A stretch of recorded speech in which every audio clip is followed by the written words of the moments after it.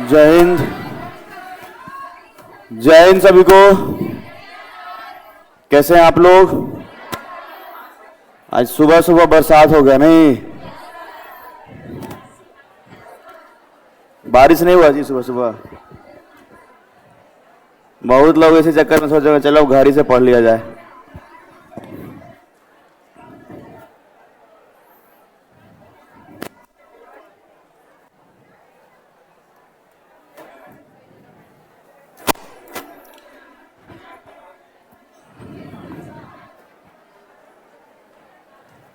बैठ जाइए सभी लोग, है ना।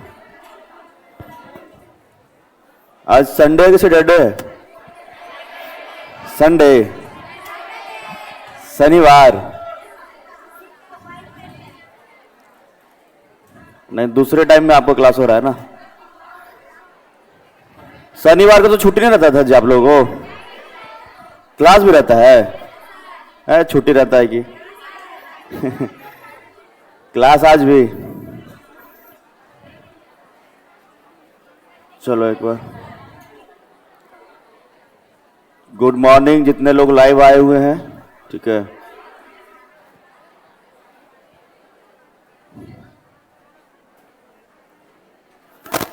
चलिए, पिछले क्लास में कहां तक थे हम लोग? बौद्ध धर्म बता रहे थे ना, बौद्ध धर्म बता रहे थे। आगे बढ़े तो बौद्ध धर्म में शायद हमने श्वेतांबर क्या बोला था, इसमें क्या तक बताया था?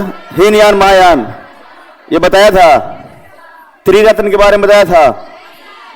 बौद्ध धर्म में त्रिरत्न, ठीक है। बौद्ध धर्म के त्रिरत्न देखना, तो यहां त्रिरत्न जो है, एक है बुद्ध और एक है धम्म और एक है संघ।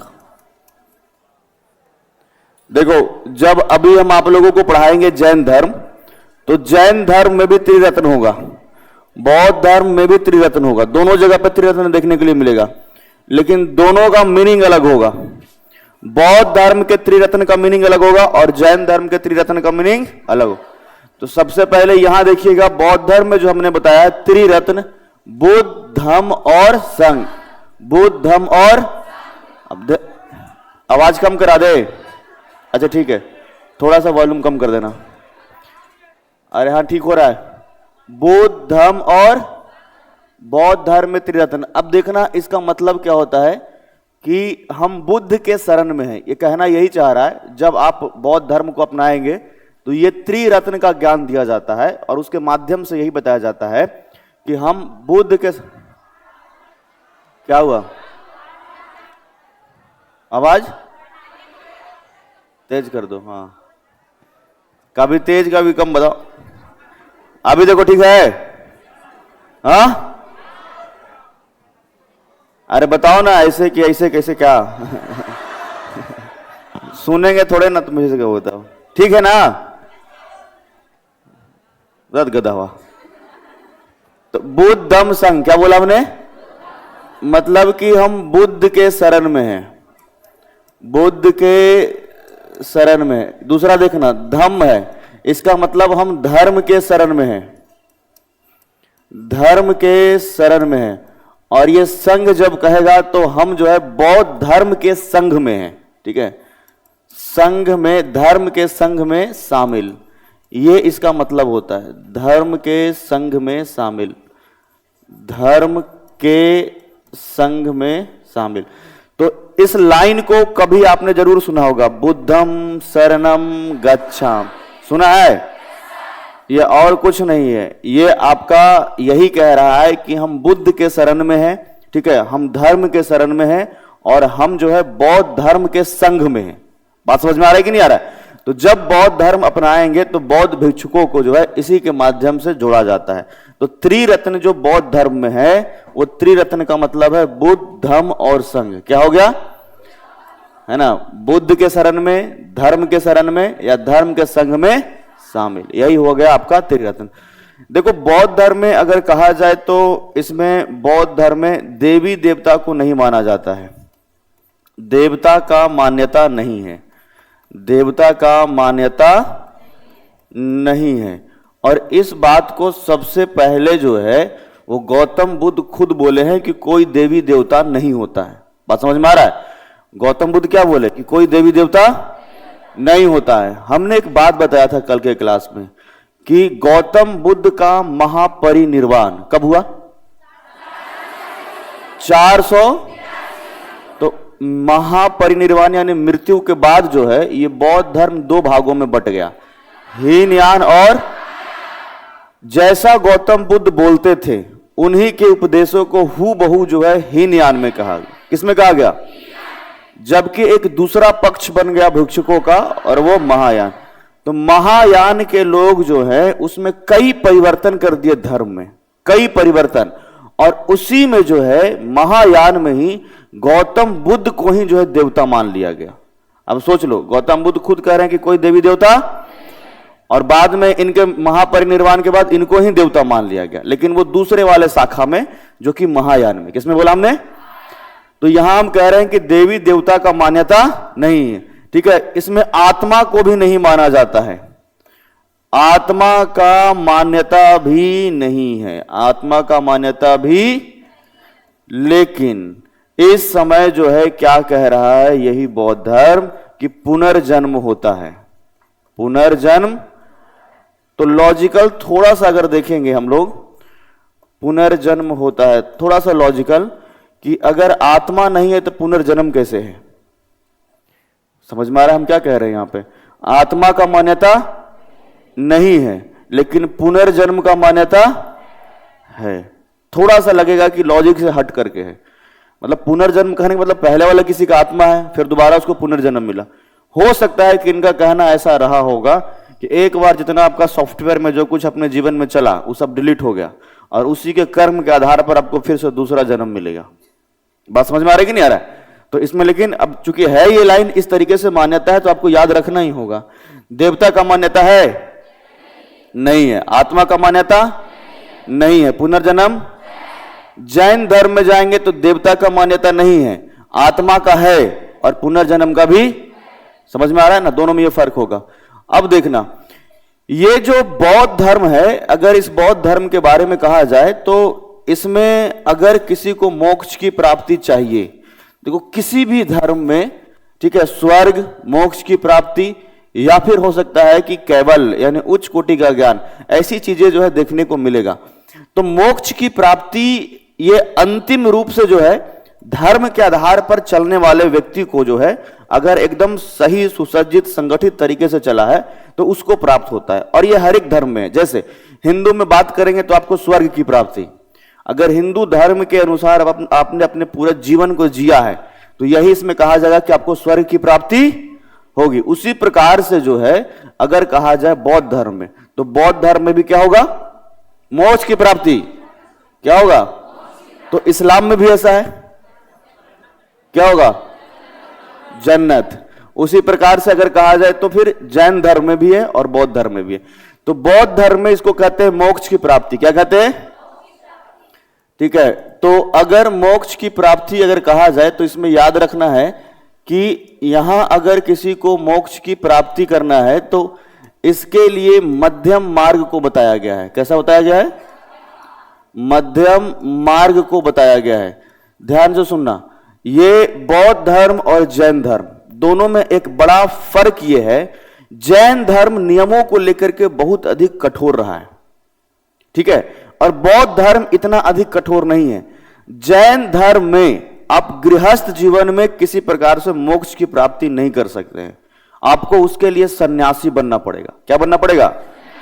लेकिन बौद्ध धर्म ऐसा नहीं कहता है। बौद्ध धर्म कहता है कि कोई व्यक्ति गृहस्थ जीवन में रह करके भी, मतलब परिवार को देखते हुए भी, गृहस्थ मतलब यही हुआ ना, अपने परिवार को देखते हुए भी मोक्ष की प्राप्ति, और इसी कारण से इसने मध्यम वर्ग को अपनाया है। कौन से वर्ग को?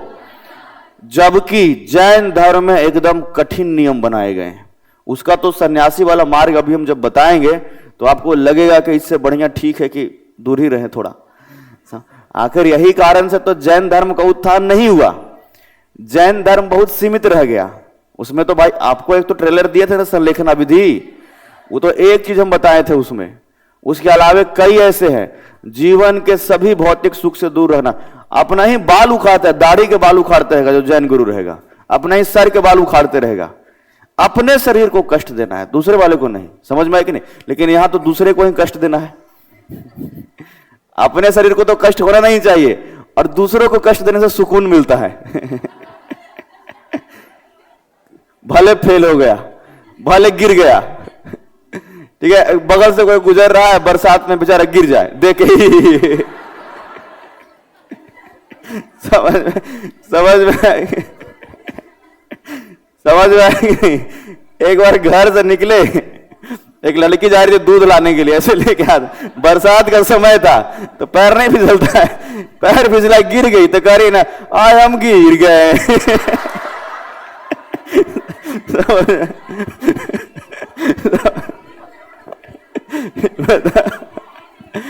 बताओ, तो यहां तो दूसरे को शरीर को कष्ट हो रहा है तो दूसरे को हंसी आ रहा है, और यहां तो उल्टा है, दूसरा को छोड़ो, अपना छोड़ो, दूसरा को कष्ट ही नहीं देना है। तो मोक्ष की प्राप्ति के लिए कैसा मार्ग? गृहस्थ जीवन में रह करके भी जो है कोई व्यक्ति मोक्ष की प्राप्ति कर सकता। देखो, बौद्ध धर्म भी इस बात को समझता है कि जीवन दुखों से भरा हुआ है, और इन दुखों से निपटारा के लिए इस समय अष्टांगिक मार्ग को दिया गया है। 8 प्रकार के मार्ग बताए गए हैं। सत्य के मार्ग पे, अहिंसा के मार्ग पे चलना है, ठीक है, दूसरों को ठेस नहीं पहुंचाना है, उम्मीद एकदम नहीं रखना है दूसरा से। जितना ज्यादा आशा और उम्मीद लगा करके रखोगे उतना ज्यादा जो है तुमको दुख लगेगा। तुमको लग रहा है कि वो मदद करेगा, सही समय पर मदद नहीं किया, दुख हो गया। समझ में? इसलिए दूसरों से उम्मीद नहीं रखना। तो इस प्रकार का जो है यहां पर क्या बोला हमने कि बौद्ध धर्म में जो है, ठीक है, ध्यान से समझिएगा, बौद्ध धर्म में दुखों के निवारण के लिए, दुखों के निवारण के लिए यहां पर अष्टांगिक मार्ग को दिया गया है। किसको दिया गया है? अष्टांगिक मार्ग को 8 प्रकार के मार्ग बताए गए हैं, और इसी पे चल करके जो है, अभी जब लिखवाएंगे तो सबको हम बता देंगे, अष्टांगिक मार्ग को जो है यहां पर बताया गया है, और इसी मार्ग पे चल करके कोई भी व्यक्ति जो है दुखों से दूर रह सकता। तो जैसे हम आपको बोले थे कि गौतम बुद्ध को ज्ञान की प्राप्ति हुई, तो कैसा ज्ञान की प्राप्ति हुई? थोड़ा सा इसमें अगर आप लॉजिकल सोचेंगे तो बहुत ज्यादा जो आप कंफ्यूज हो जाएंगे कि सर कैसे तपस्या में कोई व्यक्ति बैठा, और तपस्या में बैठने के बाद मतलब अचानक से कुछ ऐसा हुआ। लाइट ऑफ एशिया कहा जाता है गौतम बुद्ध को, समझ में आया? पूरे एशिया के एक प्रकाश पुंज के रूप में रहे, समझ, लाइट ऑफ गौतम बुद्ध जो है, इनको लाइट ऑफ एशिया कहा जाता है। लाइट, ठीक है, ऑफ एशिया, इसका मतलब होता है कि पूरा एशिया का प्रकाश पुंज। उस समय एशिया में पूरा मतलब हमारा देश हो गया, चीन हो गया, आसपास के जितने भी देश हो गए, वो सब में जो है इस समय शांति का प्रतीक और सबको जागरूक की, जीवन कैसे जीना है, तभी तो इनको कहा जाता है। तो जब गौतम बुद्ध मान करके चलिए कि सिद्धार्थ जब है, तो जब बैठे तपस्या पर, अचानक ऐसा क्या हुआ सर कि मतलब क्या गुण आ गया इनके अंदर में कि ये सब समस्याओं को समझ गए एक साथ। तो इस समय कोई नॉलेज नहीं कहेंगे जैसा कि हम दैनिक जीवन में भी पढ़ते हैं। ऐसा नहीं कि पता हो गया कि नर्मदा नदी कहां बहती है, बात समझ में आ रहा है? ऐसा कुछ नहीं पता हुआ, उनको जीवन समझ में आया है, और उस जीवन में वो कह रहे हैं कि जीवन दुखों से भरा हुआ है, और वही जीवन में दुखों से निपटारा के लिए हमने क्या बताया आपको? अष्टांगिक। क्या बताया आपको? हमने बताया था कि 4 घटनाएं जब गौतम बुद्ध देखे थे तो उसमें यही पाए थे कि जो बुजुर्ग है वो भी जो है परेशान है, जो बीमार है वो भी परेशान है, जो मृत है वो परेशान होकर मरा होगा, ठीक है, और जो चौथा सन्यासी है वही सबसे ज्यादा खुश है। तो एक बात तो वो यहीं से सीख लिए कि सन्यासी मतलब जीवन में जितने भौतिक सुख है, मोह माया है, ये सबसे दूर रहना है। समझ में आ रहा है कि नहीं आ रहा है? और इसी कारण से अष्टांगिक मार्ग में एक महत्वपूर्ण लाइन यह भी है, जीवन में दूसरों से उम्मीद नहीं रखना। हालांकि अगर यह अष्टांगिक मार्ग आप पूरे तरीके से अपना लेंगे तो आपका जीवन खुद बहुत नीरस लगेगा। जीवन जीने का कोई मतलब, जैसा आपको लगेगा ना कि मजा ही नहीं आ रहा है, लेकिन ये तो मोक्ष की प्राप्ति की तरफ जा रहा है। तो इसमें दो बात समझना, आपको हमेशा सत्य बोलना है, कभी झूठ ये हो ही नहीं सकता है। इसी के सहारे तो आप यहां तक पहुंचे हैं। दूसरा, अहिंसा की अगर बात करेंगे, दूसरे को चोट नहीं पहुंचाना है, किसी प्रकार से मारा पीटी मर्डर ऐसा कुछ भी वो सब नहीं करना, ये भी नहीं हो सकता है। पाप नहीं करना, ये भी नहीं हो सकता है। झूठ नहीं बोलना, ये भी नहीं हो सकता है। और उम्मीद न रखना, उम्मीद ही तो रखे हुए हैं आप कि कल हो के नौकरी लगेगा, और मान लो किसी का नहीं लगा तो दुख होगा कि नहीं होगा? अरे मेरा बात समझ रहे हो?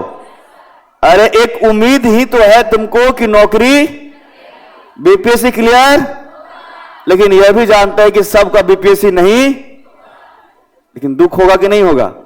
दुखों से निपटारे के लिए कौन सा मार्ग? तो अगर अष्टांगिक मार्ग अपना लेंगे तो नौकरी की तैयारी करेंगे?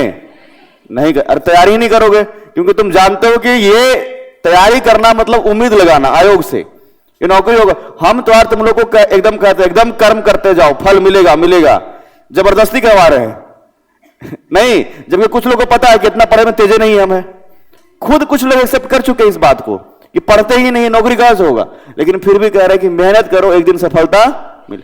तो दोनों में बड़ा उल्टा हो जाएगा। तो इसीलिए कई बार जो है देखो, अब जो वर्तमान में अगर भारत में लोगों को कहा जाए, एक धर्म के लोग कोई मतलब प्रॉपर मानने वाले ही नहीं है, मतलब पूरे तरीके से तो किसी धर्म को मान ही नहीं रहे।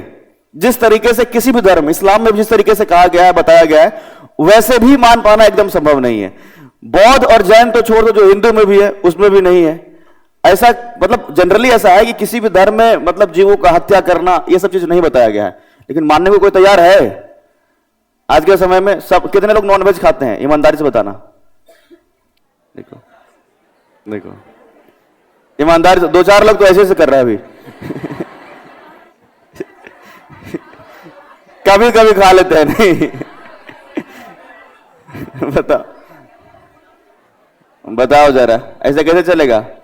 कभी कभी का कहानी होगा।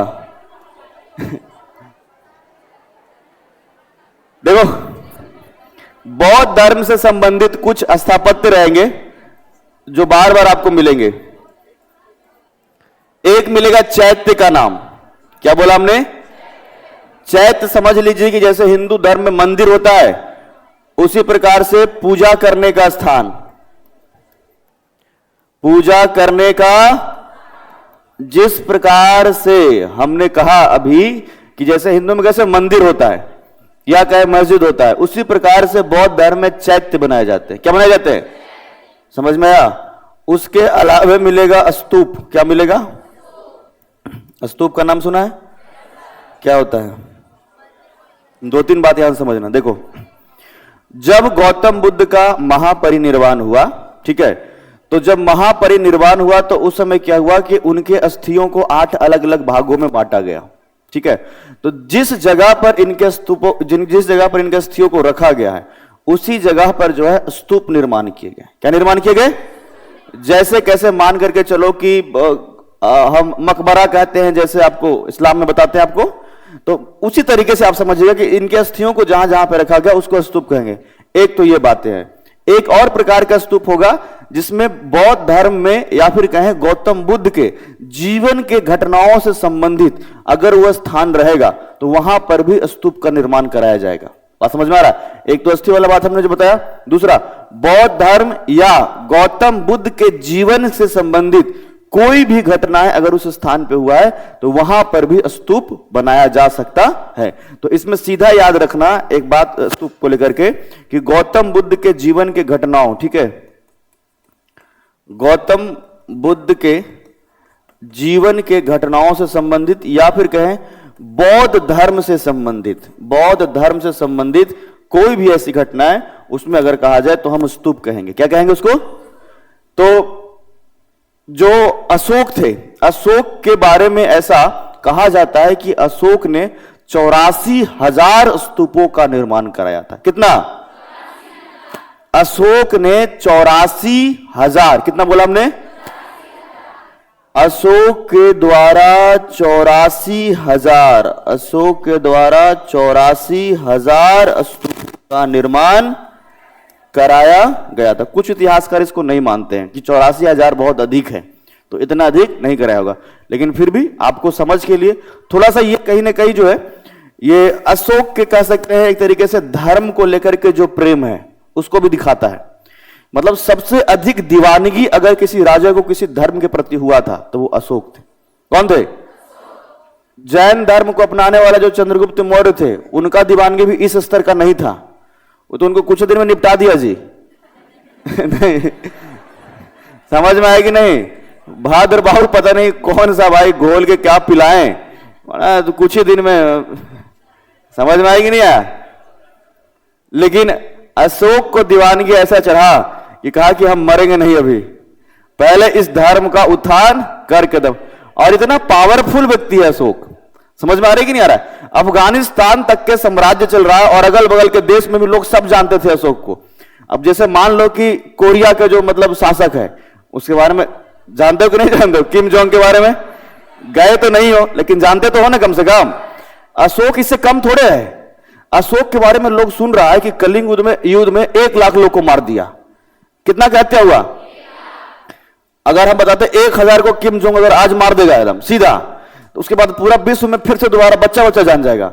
और यहां हम बात करें 1 लाख का, कितना मतलब समझ रहे हो कि अशोक का कितना पहचान रहा होगा। वो जहां पर भी जाए और बौद्ध धर्म के बताए, ना कहने का तो कोई आपके पास ऑप्शन ही नहीं है। समझ में आ रहा है कि नहीं आ रहा है? ना कहने का कोई उपाय है? बहुत बढ़िया है, डर से आपको कहना पड़ेगा हाँ बढ़िया ही है। आपके सामने भी कई बार ऐसा होता होगा कि कोई ऐसा व्यक्ति अगर ये कैसा लग रहा है एकदम, तो आपको नहीं मन लगना, ठीक ना लग रहा है, बढ़िया लग रहा है, जबरदस्ती बोलते नहीं है।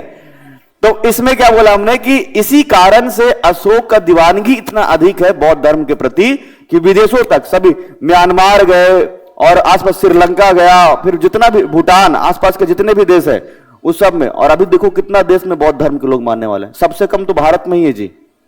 सबसे कम कहां है?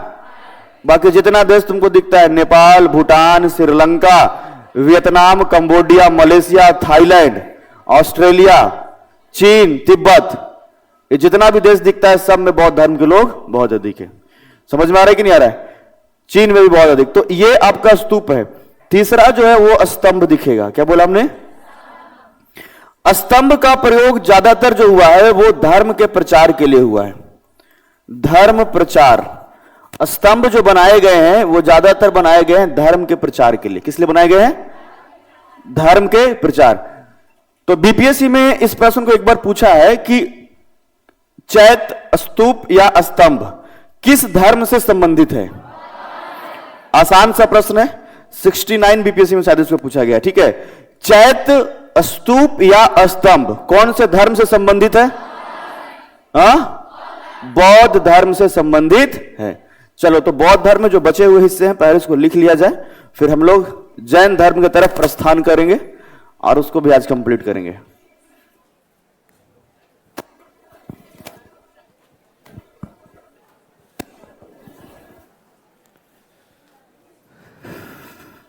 लिखिएगा, लास्ट लाइन क्या लिखा था आप लोगों ने?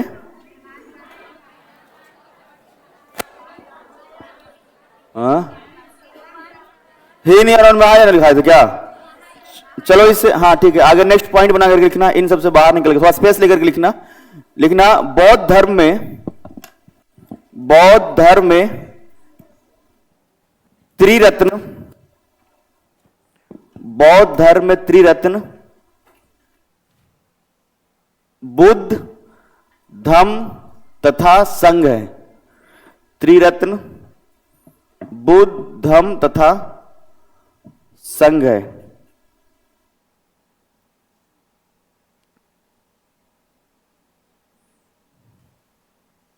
बुद्ध, धर्म तथा संघ है। लिखिएगा आगे, जिसका अर्थ होता है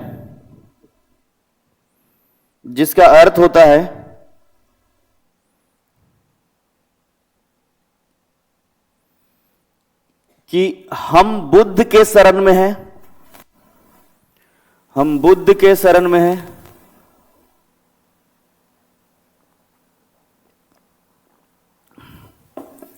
हम धम्म के यानी धर्म के शरण में हैं,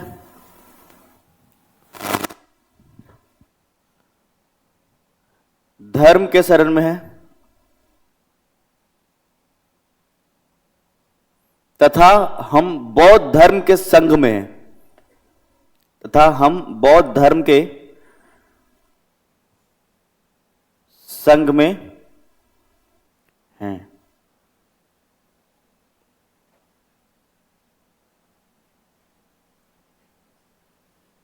ठीक है, लिखिए आप लोग। आगे क्या है? हाँ लिखिएगा। बौद्ध धर्म में क्या? अभी गर्मी लग रहा है तो सुबह सुबह क्लास हुआ है, बारिश भी हुआ है, इतना बढ़िया मौसम है, तुम लोगों को गर्मी लगने लगा सुबह सुबह। आज केवल और केवल आप ही लोग को क्लास पढ़ाएंगे और कोई क्लास नहीं पढ़ाएंगे। समझ में आया? छुट्टी। आगे लिखिएगा। बौद्ध धर्म में देवी देवताओं का मान्यता नहीं है।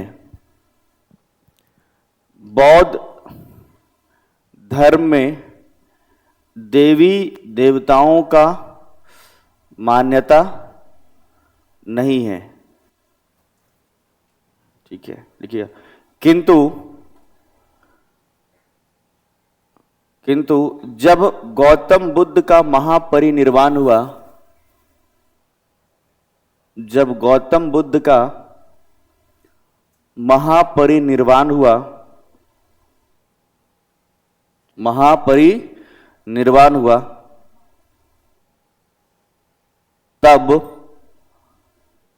तब बौद्ध धर्म की दूसरी शाखा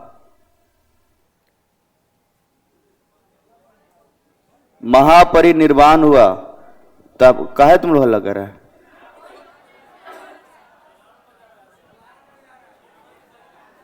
दस बजे भी तोरे अलार्म भी बज रहा है। अभी अलार्म भी लगाते तो 10 बजे का। बताओ, सोते कितना बजे हो? 6 बजे। देखो, किंतु जब गौतम बुद्ध का महापरिनिर्वाण हुआ तब बौद्ध धर्म की दूसरी शाखा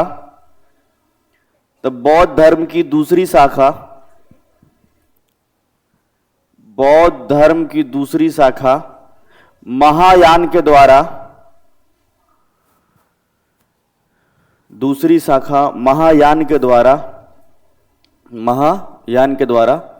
गौतम बुद्ध को देवता मान लिया गया। गौतम बुद्ध को ही देवता मान लिया गया। गौतम बुद्ध को ही देवता मान लिया गया। मोबाइल बंद करो ना जी, तुम सब अलार्म तो बंद हो ना पा रहा है। कल वाला बंद कर रहा होगा आज वाला। आगे लिखो। आगे, बौद्ध धर्म में आत्मा की मान्यता नहीं है। बौद्ध धर्म में आत्मा का मान्यता नहीं है। आत्मा का मान्यता नहीं है। कल के क्लास में ऐसा ही क्या हुआ, एक बच्चा गाना चला के बैग में मोबाइल डाल दिया और सब बैग तो एक ही जगह जमा है। समझ में आ रहा है कि नहीं? बहुत लोग ऐसा बैग नहीं टांग देते एक ही जगह पे, मोबाइल में गाना चला करके, और सब कह रहा है सर पता नहीं कहां से तो आवाज आ रहा है। किसी का पता ही नहीं चला तो वो लोग बैग चेक करा जाए तो देखा कि बैग में एकदम तुम दिल की धड़कन हम उसको इतना डांटे, बताओ। गाना चला के छोड़ दे रहा है, बताओ। खुद उसी जिसका बैग उसी को नहीं पता है। तुम लोग इतना लापरवाह कैसे हो जाते हो, बताओ। ये तो बढ़िया हुआ कि भोजपुरी गाना नहीं चल रहा था। गधा के मारो करते हम फिर हम। समझ में आए कि नहीं? तुम लोग क्लास में एक बात बोल दिए थे हम, पता है कौन सा वाला? देव जो अमृत पिए जो देव थे, जो विष पिए वो महादेव थे, है ना? और जो दोनों पिए वो पति देव थे। ये वाला वीडियो बार बार हमें को दिख रहा है आ करके। तुम लोग बनाया होगा तभी तो आ रहा है। आगे लिखो। इसमें लास्ट लाइन क्या लिखा? आत्मा का, लेकिन बौद्ध धर्म, इसी में लिखना है, लेकिन बौद्ध धर्म में पुनर्जन्म, लेकिन बौद्ध धर्म में पुनर्जन्म की मान्यता है, लेकिन बौद्ध धर्म में पुनर्जन्म की मान्यता है, पुनर्जन्म की मान्यता है। आगे लिखिएगा, बौद्ध धर्म में मोक्ष की प्राप्ति के लिए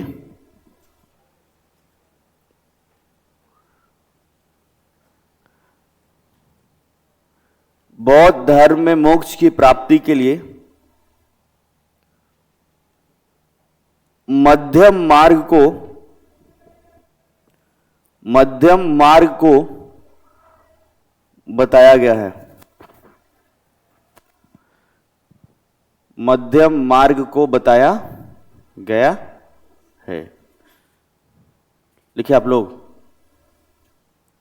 चलिए नेक्स्ट पॉइंट में, गृहस्थ जीवन में रहकर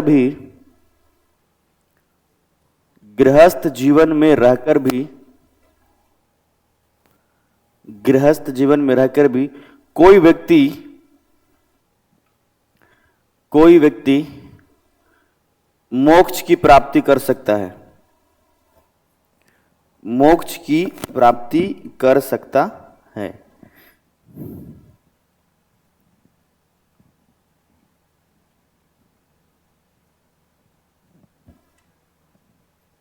आगे लिखिएगा, गौतम बुद्ध ने कहा कि जीवन दुखों से भरा है। गौतम बुद्ध ने कहा कि जीवन दुखों से भरा है। ठीक है, इसी में आगे लिखिएगा। ठीक है, दुखों से भरा है। आगे लिखिएगा, दुखों से निवारण के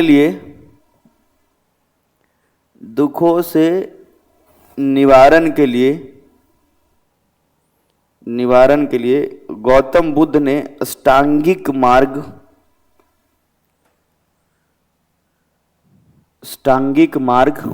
बताया है। अष्टांगिक मतलब 8 प्रकार के मार्ग इसमें बताए जाएंगे। ठीक है, तो एक बार बीपीएससी में इस प्रश्न को भी पूछा गया है कि अष्टांगिक मार्ग किस धर्म में बताया गया है, पहले नंबर पर लिखना। ठीक है, इसमें सम्यक दृष्टि, पहले नंबर पर क्या लिखोगे? सम्यक दृष्टि।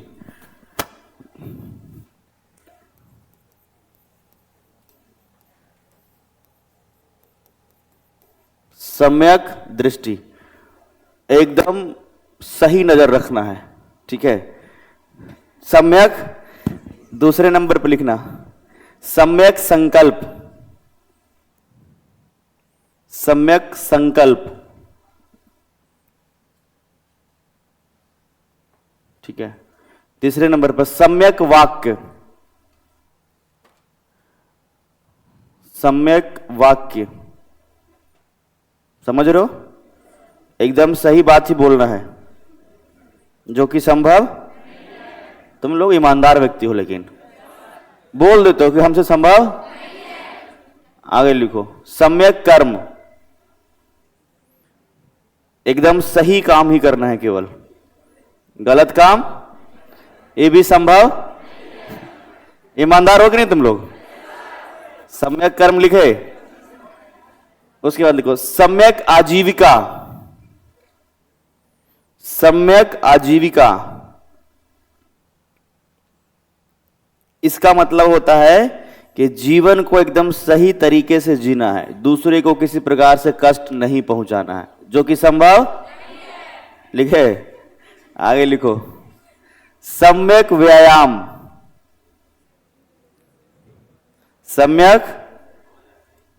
सम्यक व्यायाम, सही तरीके से व्यायाम, नियमित व्यायाम करना है। नियमित व्यायाम करना है, जो भी संभव। 2-4 दिन करे, उसके बाद फिर समझ में आया? चलो आगे लिखना सम्यक स्मृति। सम्यक स्मृति, सम्यक स्मृति इसका मतलब होता है कि जो सही चीज है उसी को याद रखना है, जो सही बात है उसी को याद। ये भी संभव जो गलत बात है उसी को ज्यादा याद रखे हुए। अब पुरुषों से ज्यादा महिलाएं। उस समय बात बोला गया था। समझ में आया कि नहीं? लड़कावन तो बड़ी को बच्चे भूल जाता है। आगे लिखना सम्यक समाधि। सम्यक समाधि, ठीक है। मतलब पूरे जीवन में, मतलब जब से जन्म हुआ है तब से मरण तक की स्थिति तक के, इस बीच में कोई गलत काम नहीं करना है, जो कि संभव एकदम।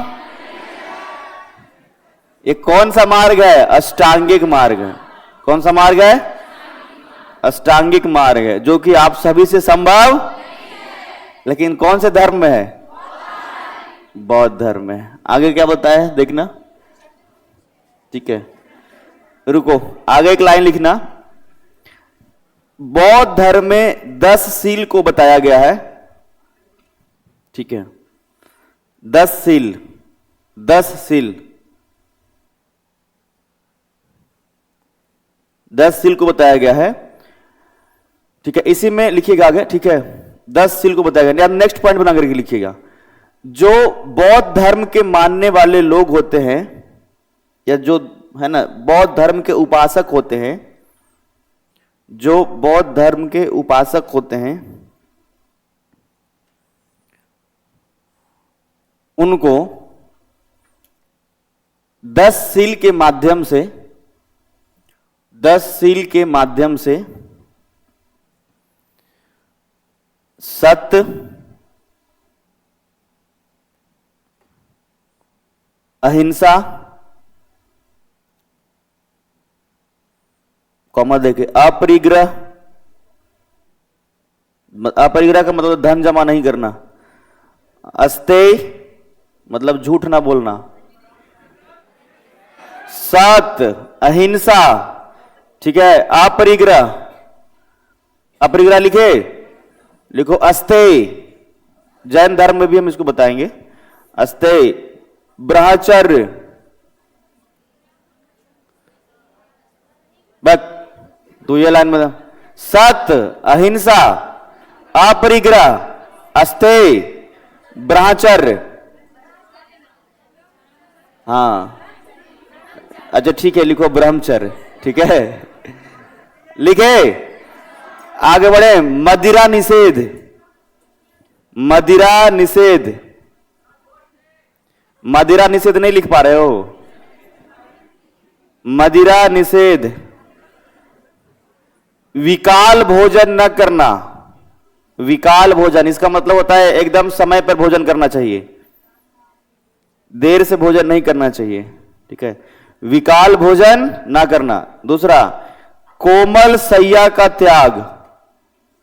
इसका मतलब होता है ज्यादा गद्देदार वाला गद्दा पे नहीं सोना है, ताकि ज्यादा सुख का प्राप्ति का अनुभूति ना हो। कोमल सैया का त्याग, और किताब में तो ऐसा ही नहीं मिलेगा। कोमल बिस्तर नहीं रखना है, समझ में आया? आगे लिखो, सुगंधित पदार्थों का त्याग। सुगंधित, ये भी नहीं समझ में। सुगंधित पदार्थों का त्याग। सुगंधित पदार्थों का त्याग। आगे लिखना, नृत्य संगीत का त्याग। नृत्य संगीत का त्याग। बताओ, ये सब बात बताया गया। अब मुगल काल के और सल्तनत काल के जितना राजा है, कितना साम्राज्य डुबा दिया। समझ में आई नहीं? मध्यकाल में पढ़ोगे तो वैसा ही मिलेगा। बताओ, एक से एक नाम। और उत्तर मुगल काल में तो ज्यादातर राजा ऐसा ही था जी। नहीं, आगे बौद्ध धर्म से संबंधित स्थापत्य, आप ऐसा लिखिएगा, बौद्ध धर्म से संबंधित स्थापत्य, बौद्ध धर्म से संबंधित स्थापत्य। पहले नंबर में लिखिएगा चैत्य, ठीक है, और चैत्य लिख करके डैश दीजिए। बौद्ध धर्म से संबंधित स्थापत्य,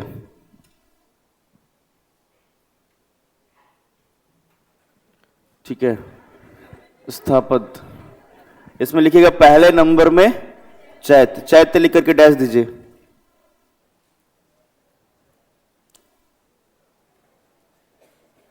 लिखे? चलिए इसमें लिखिएगा, यह बौद्ध धर्म के लिए, या फिर लिखना यह बौद्ध धर्म में पूजा का स्थान होता है, यह बौद्ध धर्म में पूजा का स्थान होता है।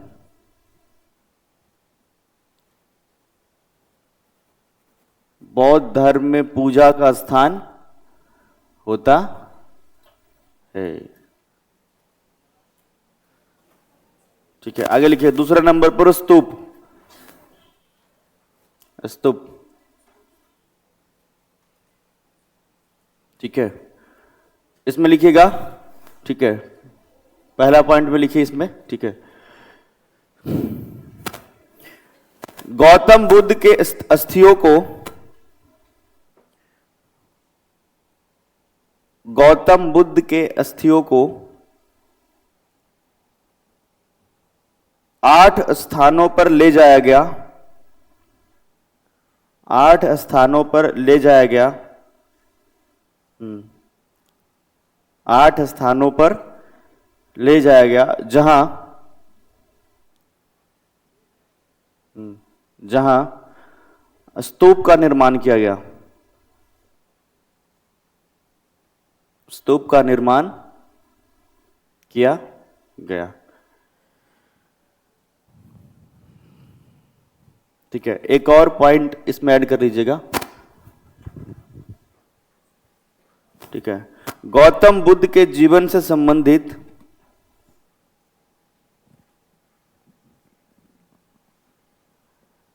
गौतम बुद्ध के जीवन से संबंधित घटनाओं के स्थान पर भी, या घटनाओं से संबंधित, ठीक है, घटनाओं से लिख लिए, चलो ठीक है, घटनाओं से संबंधित स्थान पर, ठीक है, स्तूप निर्माण कराया गया,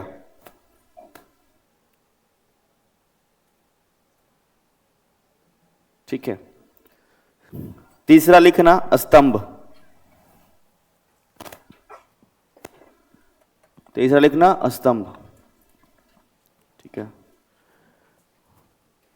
स्तंभ में लिखेगा, ठीक है,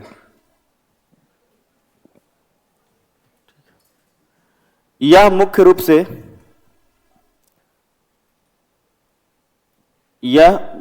से बौद्ध धर्म के प्रचार के लिए, यह मुख्य रूप से बौद्ध धर्म के प्रचार के लिए निर्माण कराया गया था, बौद्ध धर्म के प्रचार के लिए निर्माण कराया गया था।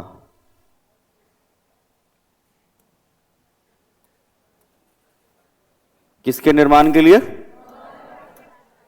प्रचार के लिए निर्माण कराया गया था। अब कॉपी आप कर दीजिए, ठीक है।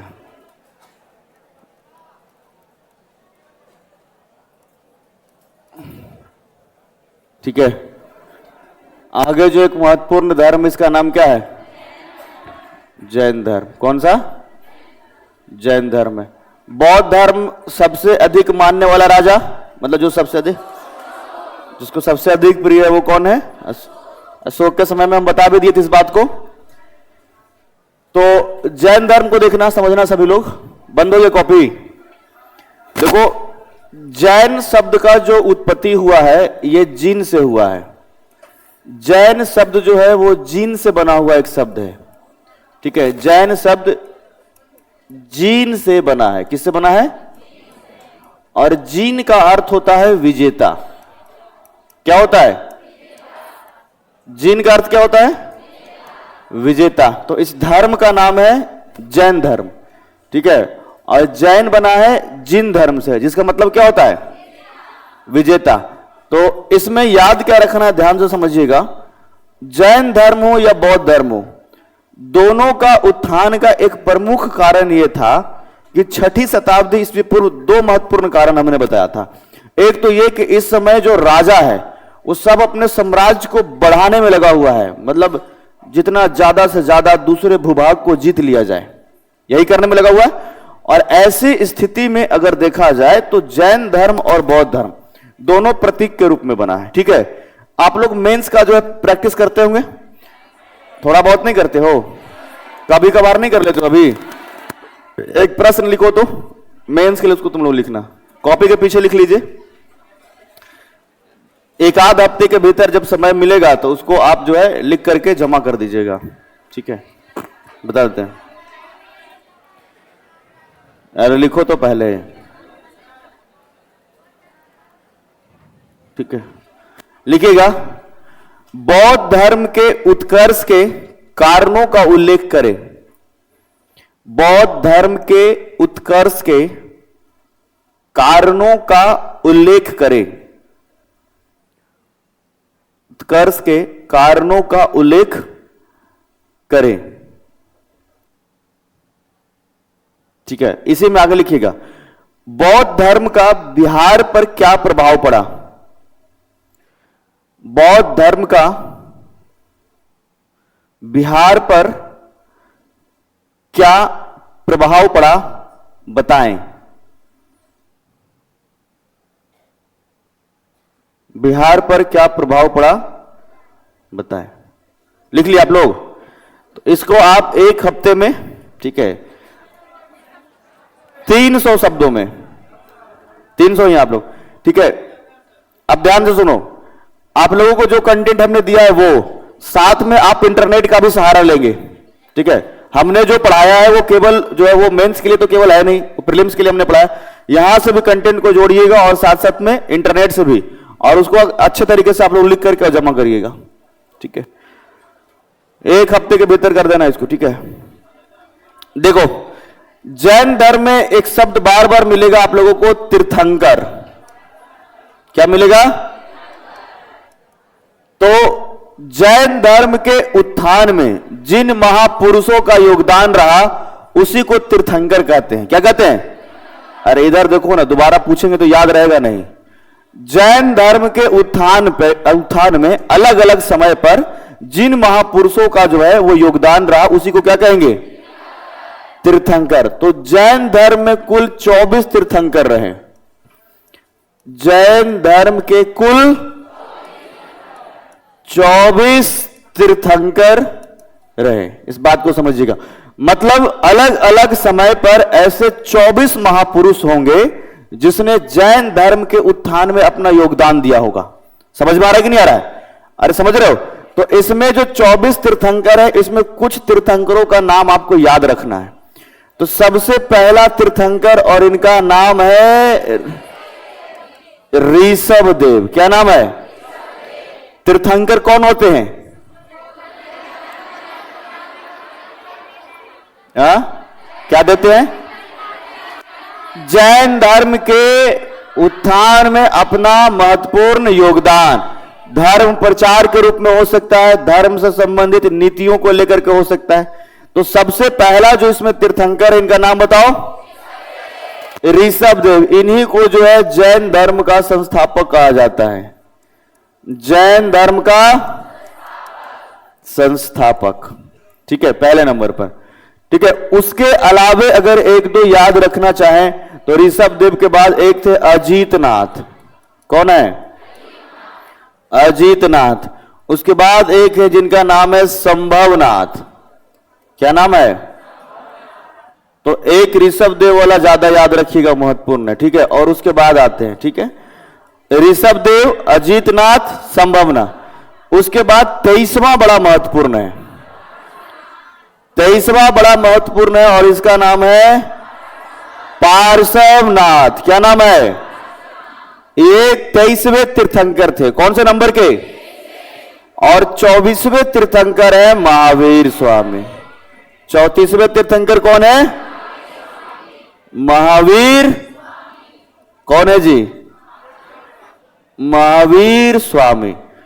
तो ये आपको जो हमने बताया है 24 में से कम 3-4 याद रखना। सबसे पहला बताओ। दूसरा संभावना 23वां, 24वां। इसमें ऋषभ देव को जैन धर्म का संस्थापक और महावीर स्वामी को जैन धर्म का वास्तविक संस्थापक।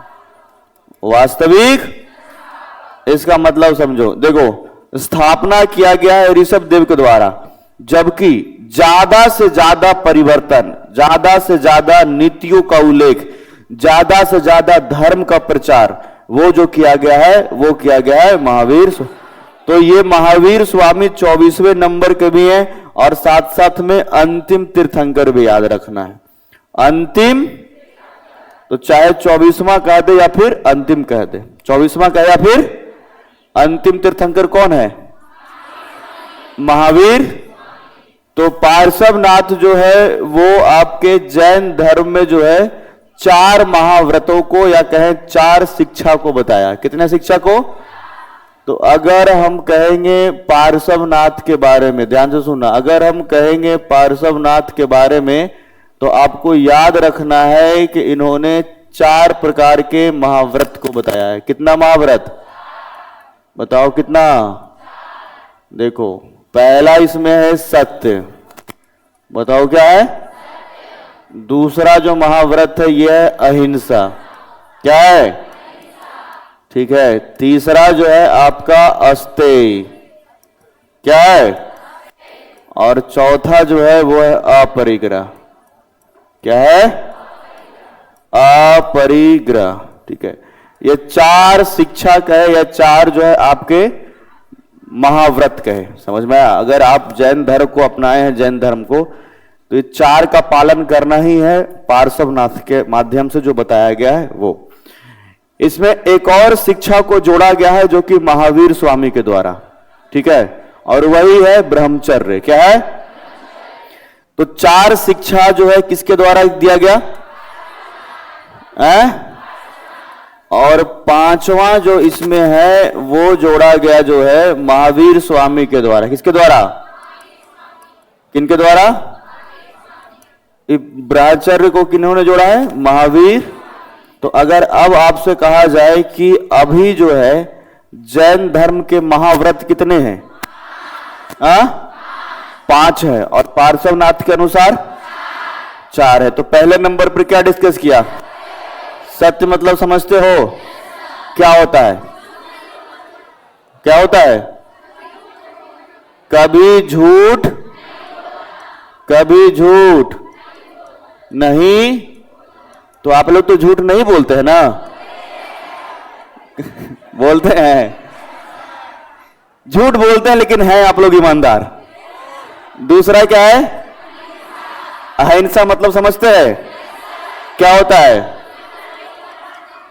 दूसरे जीव को कष्ट नहीं पहुंचाना। कष्ट नहीं पहुंचाना। तो आप लोग तो नहीं पहुंचाते हैं ना? हैं? पहुंचाते? कितने लोग पहुंचाते हैं? देखो, लड़का लोग कम से कम ईमानदार है जी, अपने मने से हाथ उठा दे रहा है। इन लोग तो मानने को ही तैयार नहीं है।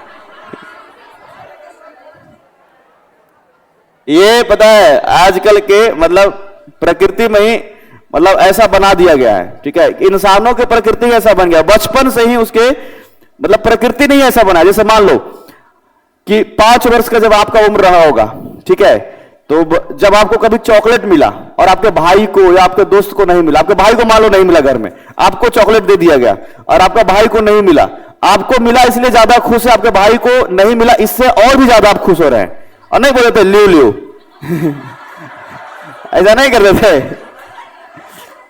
अरे किए कि नहीं किए? चॉकलेट मिला तो खुशी था, लेकिन उसको नहीं मिला,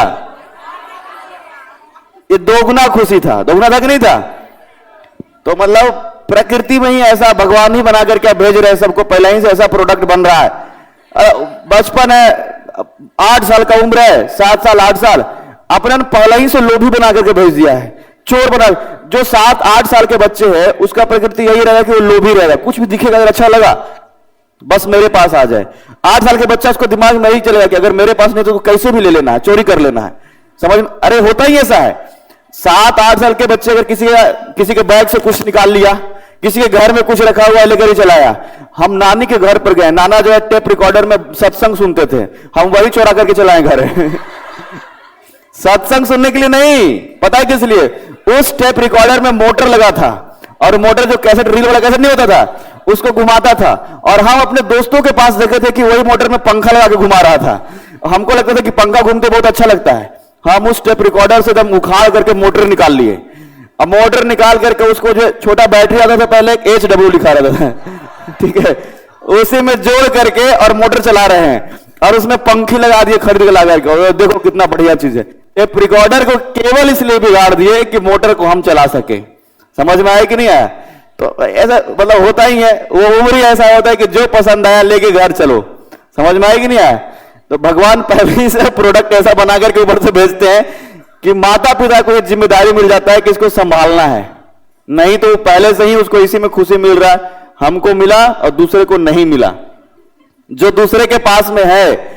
अच्छा, इसमें लड़का लोग थोड़ा सा कम होता है, लड़की लोग को पहले ही से नेचर और ज्यादा है। ठीक है, हमको मिले और दूसरा को नहीं मिले। झूठ थोड़े ना बोल रहा है, इससे क्या दिख रही है, सही बोल रहे हैं। सही नहीं बोल रहे। लड़का लोग बदमाशी ज्यादा करेगा लेकिन दिल के साफ रहेगा। लड़की लोग बदमाशी कम करेगी छोटा में, लेकिन दिल की साफ। लड़का लोग से बर्दाश्त नहीं है, तुरंत मारना शुरू कर देगा। तो ये दूसरा अहिंसा। तीसरा देखो, ये अस्तेय है। अरे ध्यान से सुनो, आवाज नहीं जा रहा है, देखना क्या दिक्कत है। ठीक है, रुको। तीसरा है जो अस्तेय है। क्या बोला हमने? अस्तेय में सबसे पहली बात याद रखना है कि चोरी नहीं करना है, ठगी नहीं करना है। ठगी मतलब समझते हो? किसी को बहला फुसला करके ठग लेना। किसी के घर में कुछ बढ़िया चीज है, बोले कि हमको दे दो, 1000 का सामान है, 100 रुपए दे करके हमको दे दो, बच्चा से ठग लेना। चोरी नहीं करना, ठगी नहीं करना, और झूठ भी नहीं बोलना, ये भी आपको अस्तेय में आएगा। ठीक है। चौथा जो है अपरिग्रह। क्या बोला हमने? और इसका मतलब होता है धन जमा नहीं करना। धन जमा नहीं, इसमें से देखो कोई भी ऐसा बात हमको नहीं लग रहा है जो कि संभव हो। अभी सबसे ज्यादा धन जमा जो है जैन धर्म के लोग ही कर रहा है। सबसे ज्यादा व्यापारी जैन धर्म के ही लोग होते हैं, और व्यापार का मतलब ही होता है मुनाफा। क्या होता है? मुनाफा मतलब धन संचय करना। तो सबसे अधिक धन संचय तो कर रहे हैं जो कि आपका जैन धर्म के लोग ही। कौन कर रहा है? तो ये 4 महाव्रत दिया गया था पार्श्वनाथ के द्वारा। किसके द्वारा? और ये सब मिला करके अभी जो है वो वर्तमान में जैन धर्म में, ठीक है, कितने? 5 महाव्रत है। कितने हैं? 5 महाव्रत है। तो 5वां जो है इसमें किसने दिया है? और ब्रह्मचर्य का मतलब सीधे दिमाग में सेट रख लीजिए, जीवन के भौतिक सुख से मुक्त होना चाहिए। जीवन के भौतिक सुख से मुक्त होना चाहिए। ठीक है। तो जो जैन गुरु है उसको हम मान सकते हैं कि ये 5 जो है वो महाव्रत कर सकते हैं, बाकी किसी से संभव नहीं है। मतलब आपको जीवन के भौतिक सुख नहीं, मतलब मोबाइल नहीं होना चाहिए आपके पास, टीवी नहीं होना चाहिए, गाड़ी नहीं होना चाहिए, पत्नी नहीं होना चाहिए, बच्चे नहीं होना चाहिए। समझ में आया कि नहीं आया? ये सब से मुक्त होना चाहिए, और यही क्या कहलाएगा? क्या कहलाएगा? जीवन में कोई सुख आपको दूसरा से प्राप्त नहीं होना चाहिए, और वही आपका समझ लीजिए विराज है। तो ये 5 महाव्रत है जो कि कौन सा धर्म है? जैन धर्म। यहां तक बात समझ में आ गया? आगे बढ़ा जाए। चलो, ये क्या कह रहा है? सर प्लीज सर,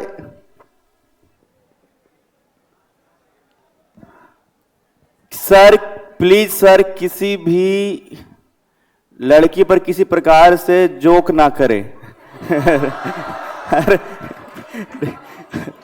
तो इतना ज्यादा दिल पे काहे ले लेते हो तुम लोग? इसलिए तो हम कहते हैं इन लोग को 5 बार गधा बोलेंगे, लड़का लोग को 5 बार गधा बोलेंगे, फिर भी बाहर निकलेगा ऐसे करेगा, कहेगा प्रणाम सर। ठीक है, ठीक है, ठीक है। इन लोग को एक बार खाली कुछ बोल रहे हैं, एक बार खाली याद रखिएगा ना, ये मशरवा भी ठीक ना हो। ऐसे बोल दिए थे। अरे इसको इसलिए तो कहते हैं लोग दिल पे लेकर के बैठ जाते हैं, उसी को याद लेकर रहेगी। अरे उसको भूल जाना होता है, जितना देर में बताया उतना देर के बाद उसको गायब कर लेना है। और कुछ कुछ तो सच्चाई भी है, इस बात को एक्सेप्ट भी करना होता है कुछ कुछ। देखो भगवान जो है प्रकृति ने बनाया ही ऐसा है, दोनों का नेचर एक जैसा हो ही नहीं सकता है। बात समझ में आया कि नहीं? लड़कियां जो होते हैं जैसे छोटे में, जब बचपन में देखोगे तो लड़कियां जनरली शांत रहती है, और लड़के जो है वो बचपन में ही जो है उदंड प्रवृत्ति के रहेगा। ठीक है, लड़कियों को कुछ नहीं मिला तो बेचारी शांति से 4-5 बार बोलेगी, रोएगी। लड़का तांडव करना शुरू कर देगा। सब डंडा लेकर गया, टीवी में घुसा दिया। उसके बाद उसके पापा है, वही डंडा उसमें घुसा दिया मार के। समझ ये सब बताओ, इसमें गलत थोड़े बोल रहे हैं, सही तो बता रहे हैं। बताओ, कुछ बड़ाई भी करते हैं, इस चीज को नोटिस करो। बड़ाई को नोटिस नहीं करेगी, और जहां एक बार बुराई कर दिया थोड़ा सा, उसी को लगा। तो ध्यान से सुनो, महावीर स्वामी क्या बोला हमने?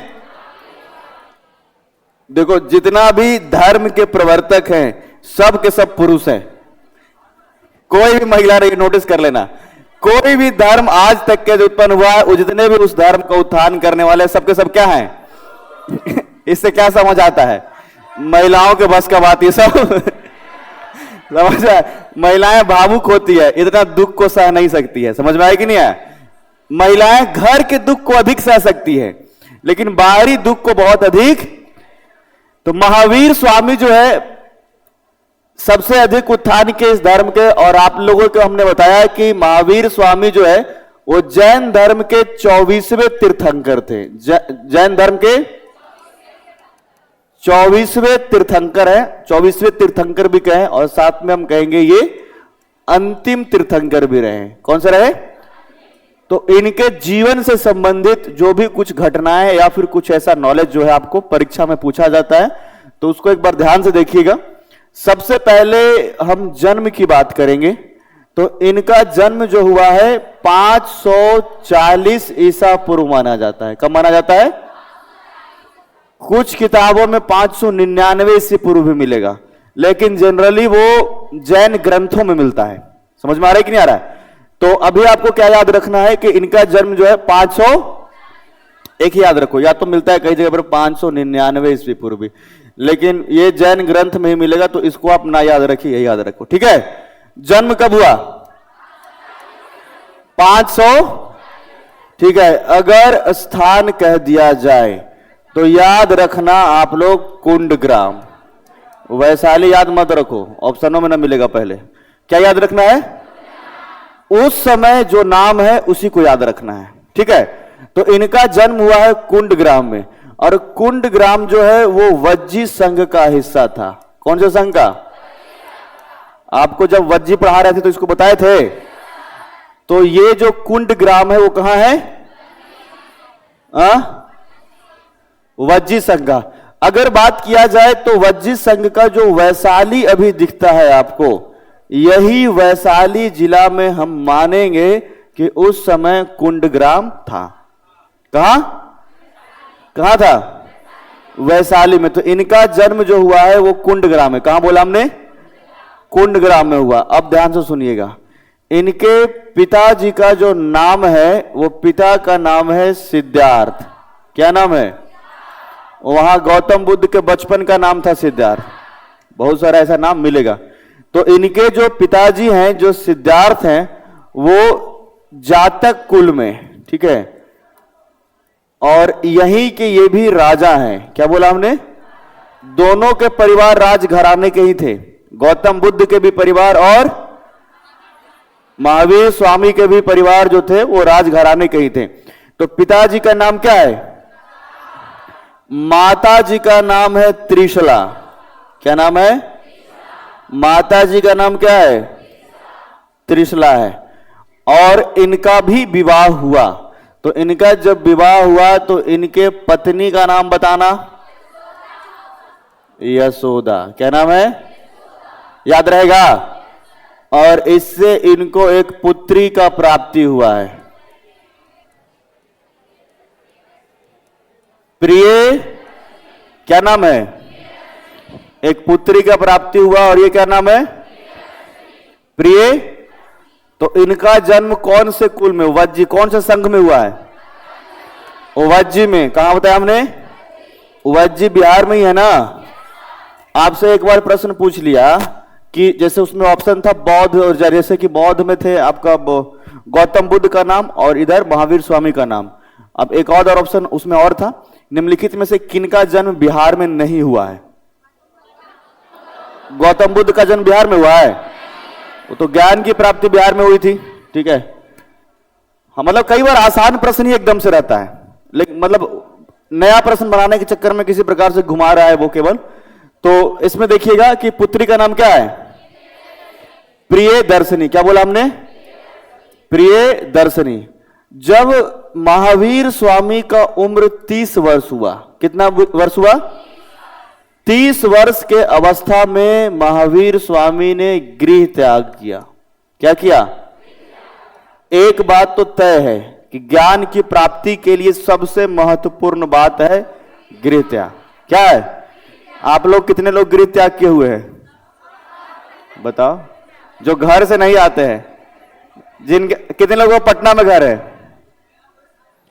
तो बाकी लोग हाथ क्यों नहीं उठा रहे? कितने लोग गृह त्याग किए हो? अभी ठीक है, ठीक है, नीचे करो। गृह त्याग, ये जो तुम हफ्ता हफ्ता पर घरे जाते हो इसको नहीं बोलते हैं। ठीक है। शनिवार और रविवार हुआ गाड़ी, तुम लोग ज्यादा घर मत जाया करो अभी, ठीक है। 1-2 महीने पर जाया करो। ज्यादा जल्दी जल्दी घर जाओगे तो पता है जो आपके मोहल्ले में जो बुजुर्ग व्यक्ति होंगे, बार बार यही पड़ा है, हर शनिवार रविवार को तो जब देखते तो यही पहुंचल रहता है। समझ में आया कि नहीं आया? तो ज्यादा जल्दी जल्दी घर, बहुत दिन पर घर जाइए ताकि मान सम्मान बना रहे घर में भी आपका। समझ में? बार बार जाओगे घर, पता लग पापा से पैसा मांग रहे हो। वो कह रहे बेकार आ जाता है हफ्ते हफ्ते। जल्दी घर नहीं जाना है। 30 वर्ष की अवस्था में गृह त्याग किया। कितने वर्ष की अवस्था में? 30 वर्ष की अवस्था में गृह त्याग किए हैं और उसके बाद 12 वर्ष तपस्या किए हैं। कितने वर्ष? 12 वर्ष तपस्या किए हैं। और 12 वर्ष तपस्या के बाद आपको याद रखना है, ऋजुपालिका नदी के तट पर। क्या बोला हमने? ऋजुपालिका नदी के तट पर एक साल के वृक्ष के नीचे। कौन से वृक्ष के नीचे? साल के वृक्ष के नीचे। और जिस जगह पर है इसके गांव का नाम है जाम्बिक गांव। क्या नाम है? ठीक है, जाम्बिक गांव में ऋजुपालिका नदी के तट पर साल के वृक्ष के 12 वर्ष तपस्या के तत्पश्चात इनको जो है कैवल्य की प्राप्ति हुई। क्या बोला हमने? कैवल्य का मतलब होता है उच्च कोटि का ज्ञान। क्या होता है? उच्च कोटि का, ठीक है, समझ में आया? कैवल्य का मतलब विजय भी होता है। क्या होता है? और अभी वर्तमान में कैवल्य का मतलब मोक्ष की प्राप्ति भी होता है। समझ में आया? तो तीनों में से कोई भी ऑप्शन अगर लिख दे, मोक्ष की प्राप्ति लिख दे, या हो सकता है उच्च कोटि का ज्ञान कहे, या फिर विजय कहे, इसका मतलब क्या होता है? आपका कैवल्य। किसका मतलब होता है? तो बताओ कि महावीर स्वामी को ज्ञान की प्राप्ति कितने वर्ष की अवस्था में हुआ? कितने वर्ष की अवस्था में? 42 वर्ष। कितने वर्ष में? 30 वर्ष में गृह त्याग किए, 12 वर्ष तपस्या किए। तो ये सब जोड़ेगा कौन? हम जोड़ेंगे। हम बोले कितने वर्ष की अवस्था में? 42 वर्ष। कौन से नदी के तट पर? ऋजुपालिका नदी के। अभी तक इतिहासकारों के मन में ये सब संदेह है कि ऋजुपालिका नदी आखिर था कौन नदी, जाम्बिक गांव जो है आखिर था कौन सा गांव। ठीक है, तो कुछ इतिहासकारों का मानना है कि यह जो झारखंड में पारसनाथ का पहाड़ी देखते हो, उसी के नजदीक में जाम्बिक गांव था कोई, और जो दामोदर के एक सहायक नदी है, हाँ बराकर, उसी के बारे में माना जाता है कि वही रहा होगा, हो सकता है ऋजुपालिका नदी। कुछ इतिहासकारों का मानना है कि यह जो गांव है वो जमुई में था, जाम्बिक को जो है जमुई कह दिया गया, और कहा गया है कि इस क्षेत्र में क्यूल नदी का भी प्रवाह था, तो क्यूल नदी को ही मान लिया गया है ऋजुपालिका नदी। क्या माना गया? आपसे प्रश्न इसमें से कुछ नहीं पूछेगा, केवल आपको समझने के लिए हमने इसमें बता दिया। ऑथेंटिक तौर पर इसको आपको लिखना भी नहीं है, क्योंकि 4 किताब में देखोगे कहीं पर जो है हो सकता है दामोदर के सहायक के बारे में कह दे, कहीं पर हो सकता है क्यूल नदी के बारे में कह दे, तो ऐसे प्रश्न जो है आपसे पूछा नहीं जाएगा। तो कैवल्य की प्राप्ति इनको जो है कितने वर्ष की अवस्था में? 42 वर्ष की अवस्था में हो गया। ध्यान से सुनना, ये जो महावीर स्वामी हैं, इन्होंने अपना उपदेश देना शुरू किया है, जो कि प्राकृत भाषा में देना शुरू किया है। कौन से भाषा में? प्राकृत भाषा में। कौन से भाषा में? प्राकृत भाषा में देना शुरू किया है। और इनके जो पहले जो शिष्य बने उनका नाम था जमाली। क्या नाम था? ये पहला जो है इनको दिया भी उपदेश भी, बाद में यही इसका विरोध भी कर दिया। समझ में आया कि नहीं आया? पहली बार, कई बार ऐसा नहीं हो जाता है कि कोई एकदम मानसिक रूप से अपंग व्यक्ति है, मानसिक रूप से हम बता रहे हैं, ठीक है, मतलब दिमाग के कमजोर, उसको ज्यादा ज्ञान दे दोगे तो तुमको ही गलत समझना शुरू कर देगा। इसीलिए कई बार, जैसे आपके घर में छोटे भाई बहन है, उसको ज्यादा मत हो कि पढ़वे करो पढ़वे करो, ज्यादा पढ़ने बोलोगे तो कहीं बहुत खराब आदमी है। समझ में आया कि नहीं आया? उसको छोड़ दो, ज्यादा किसी को परेशान करोगे। इसीलिए तो बच्चे जो होते हैं वो ज्यादा नानी के घर पे रहना पसंद करते हैं, पता है ना, क्योंकि घर में अगर रहेगा तो डेली स्कूल जाना है।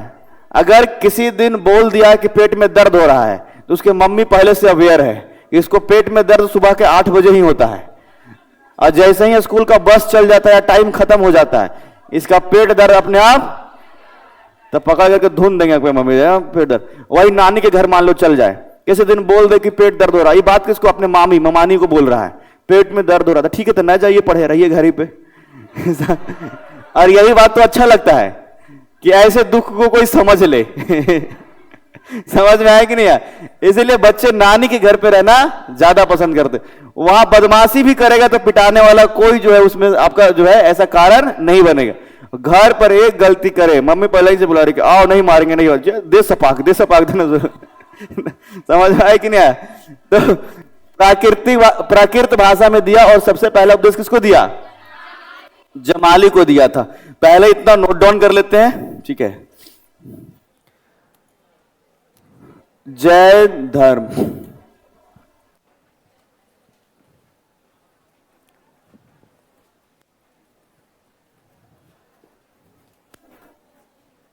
जैन धर्म, ठीक। चाय लाया था क्या जी?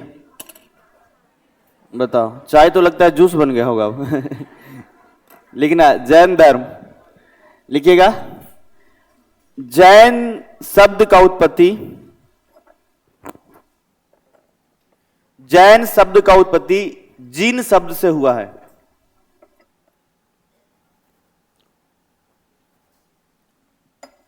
जैन शब्द का उत्पत्ति जीन शब्द से हुआ है।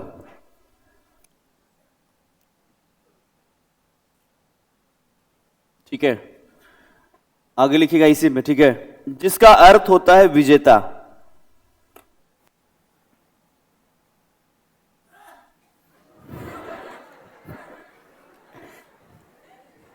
एक आवाज आ रहा है। मैंने कहा लड़का छिका, ये पता चल गया। नहीं, लड़की छिकी तो अच्छी।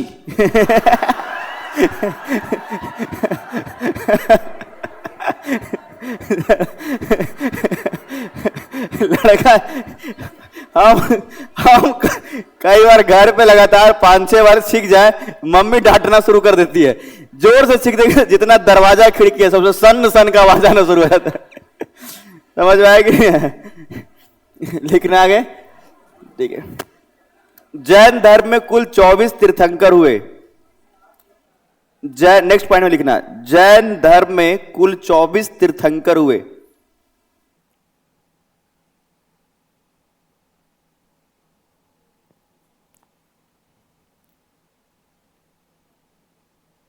ठीक है, 24 तीर्थंकर हुए। नेक्स्ट में स्टार लगा के एक पॉइंट लिखना, तीर्थंकर, और लिख करके डैश देना। तीर्थंकर लिख करके डैश दीजिएगा। लिखिएगा इसमें, ठीक है। ठीक है, तीर्थंकर जैन धर्म के उत्थान में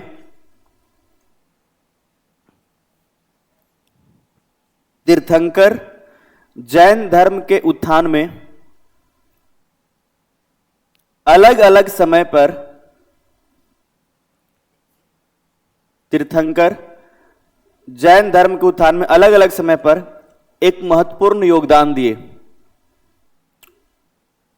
एक महत्वपूर्ण योगदान दिए।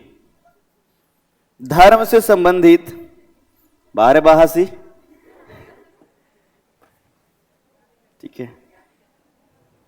आगे लिखना, क्या बोले थे अभी? उसके बाद क्या बोले? हाँ, धर्म से संबंधित नीतियों को, इसी में आगे लिखिएगा, धर्म से संबंधित नीतियों को तथा धर्म के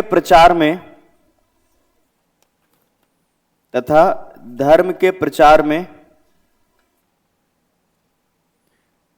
इन तीर्थंकरों का महत्वपूर्ण भूमिका, इन तीर्थंकरों का महत्वपूर्ण भूमिका रहा।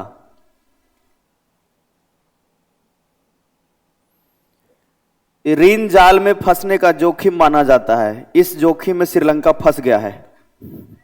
तुम लोग पढ़े हो? नहीं? अरे ये लिखना नहीं था, लास्ट वाला लाइन लिख देगा। लिखा हुआ है, ऋण जाल में फंसने का जोखिम माना जाता है। इस जोखिम में श्रीलंका फंस गया है। अरे लोन लेना, ऋण जाल यही तो होता है। ऋण जाल मतलब लोन लेना। तुम लोग भी लोन मत लेना, तो श्रीलंका की तरह फंस जाएगा। हालांकि तुम लोग कितना है, तुम लोग के पास है ही क्या खोने के लिए अभी? बताओ।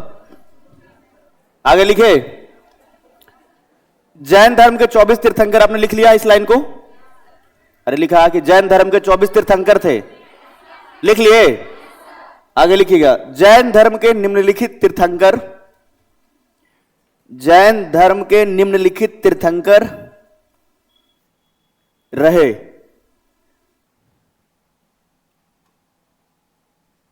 निम्नलिखित तीर्थंकर रहे। बोर्ड से सीधा कॉपी पेस्ट करो। पहला, दूसरा, तीसरा, 23वां और 24वां जैसे लिखा हुआ है ठीक वैसे ही लिखो ना।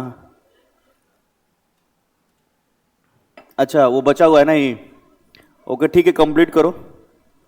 उसको भी लिखवा देंगे एक एक करके, ठीक है।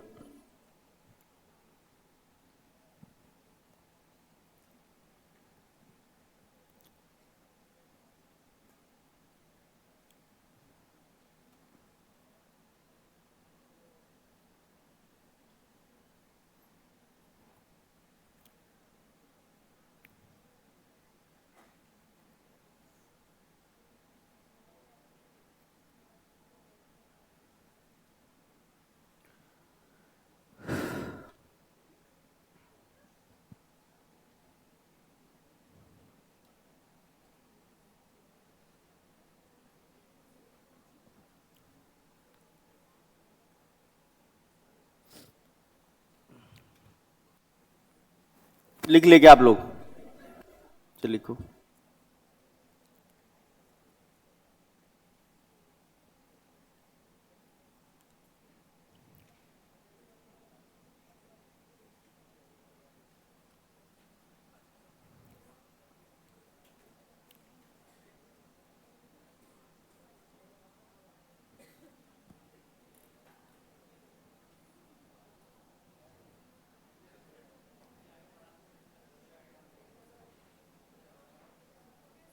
लिख लिए? बौद्ध धर्म जहां पे हमने लिखवाया था उसमें थोड़ा सा जगह अगर कहीं पर होगा है, जब भी स्विच करिए तो थोड़ा जगह जरूर छोड़िएगा कभी भी टॉपिक, ठीक है? उसमें लिखिएगा प्रतीक लिखाना हम भूल गए थे, है ना? पहले बताया था हमने कल क्लास में कि प्रतीक बता देंगे। बौद्ध धर्म के जीवन से के घटनाओं से संबंधित जो है कुछ ऐसे प्रतीक रहे, तो उसमें आप लोग लिखिएगा, एक लाइन लिखिएगा, भगवान बुद्ध के, बौद्ध धर्म में जाकर लिखना है, भगवान बुद्ध के जीवन से संबंधित प्रतीक चिन्ह, भगवान बुद्ध के जीवन से संबंधित प्रतीक चिन्ह।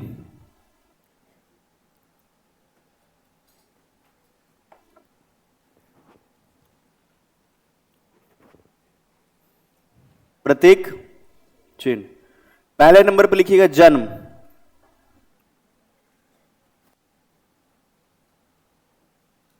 ठीक है? पहले नंबर पर क्या लिखिएगा? डैश देकर लिखिए कमल का फूल या सांड, कमल का फूल या सांड। बुल, सांड नहीं समझ में आता है, कमल का फूल या सांड। दूसरे नंबर पर लिखो गृह त्याग, गृह त्याग, गृह त्याग। उसमें लिखिएगा घोड़ा, डैश देकर लिखिएगा घोड़ा, घोड़ा लिखे। तीसरे नंबर पर लिखिएगा पहला उपदेश या प्रथम उपदेश, प्रथम उपदेश, प्रथम उपदेश, डैश देकर लिखिएगा, ठीक है? चक्र, चक्र। आगे लिखिएगा त्रिरत्न। नेक्स्ट पॉइंट, मतलब आप नंबर बढ़ाते जाइए। त्रिरत्न डैश देकर लिखिए त्रिशूल,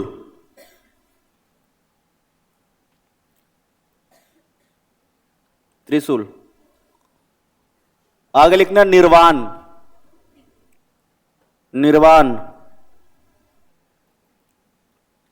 डैश देकर लिखना पद चिन्ह, पद चिन्ह, पद चिन्ह लिखे। आगे लिखिएगा महापरिनिर्वाण या मृत्यु, महापरिनिर्वाण या मृत्यु।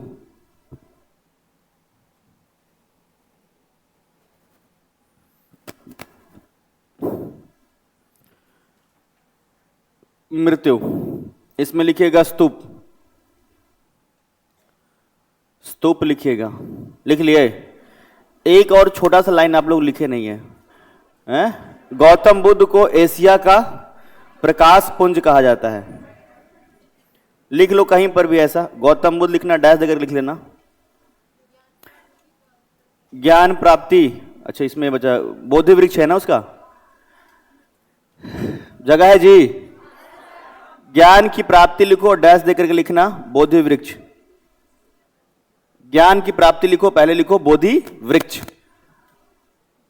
लिखे? ज्ञान की प्राप्ति लिख करके लिखो ना, तो कहता है नहीं, बोधि वृक्ष, ठीक है? कहीं पर जगह थोड़ा खाली है तो लिख लीजिएगा, ठीक है? गौतम बुद्ध और लिखिएगा डैश दे करके एशिया का प्रकाश पुंज, एशिया का प्रकाश।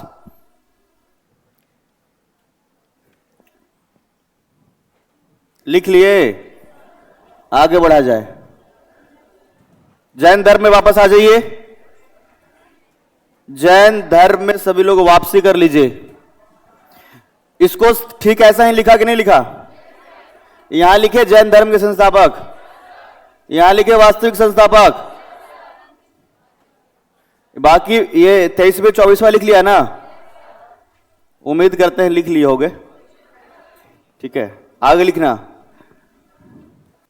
लिखना जैन धर्म के 23वें तीर्थंकर, या तो फिर लिखो 2-3 और लैंग्वेज में लाइन पहले लिखवा देते हैं। ठीक है, जैन धर्म के संस्थापक ऋषभ देव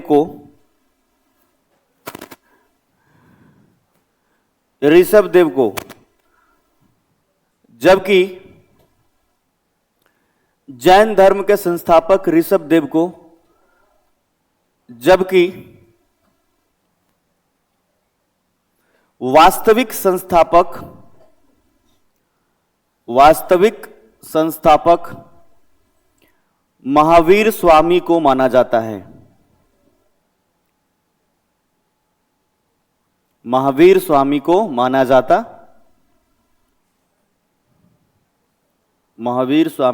जाता।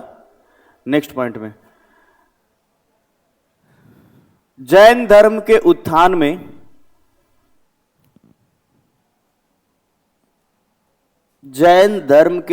में सर्वाधिक योगदान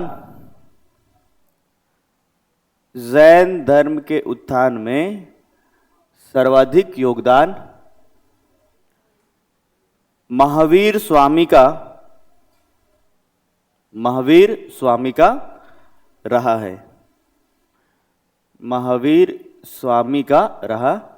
है। आगे लिखिएगा नेक्स्ट पॉइंट में। जैन धर्म के 23वें तीर्थंकर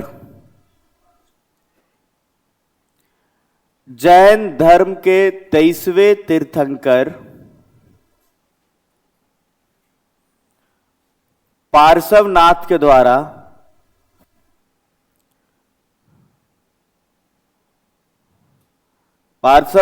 द्वारा 4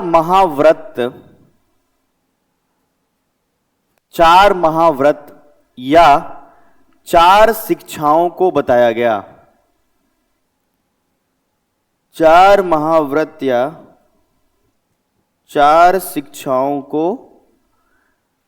बताया गया। लिखे, पहले नंबर पर लिखिएगा, ऐसे ही यहां से सीधा कॉपी एंड पेस्ट।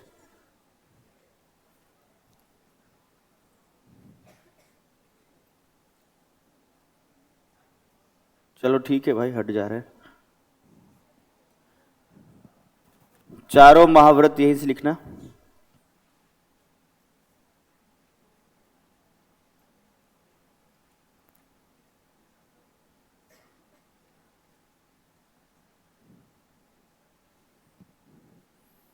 तुम लोग दिल के एकदम साफ हो, नहीं है कि नहीं है? तुम लोग दिल के साफ हो लेकिन दिमाग के हाफ हो। समझ में है कि नहीं?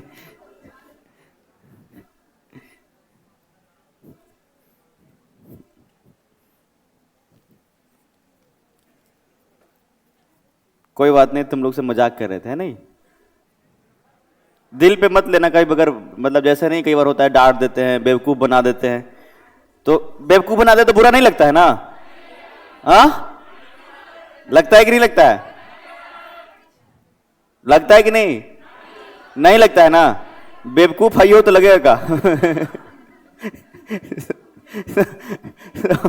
समझ में? लिखो लिखो, 4 लिखो, पहले 4 लिखो, डैश करके लिखना। सब में कभी झूठ नहीं बोलना, सत्य के मार्ग पे चलना, अहिंसा, दूसरे जीव को कष्ट नहीं पहुंचाना, अस्ते चोरी नहीं करना, ठगी नहीं करना, अपरिग्रह, धन जमा नहीं करना।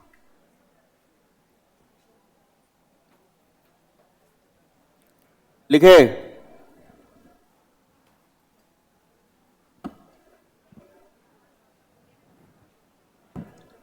एक लड़का लिख रहा गजब बेइज्जती है।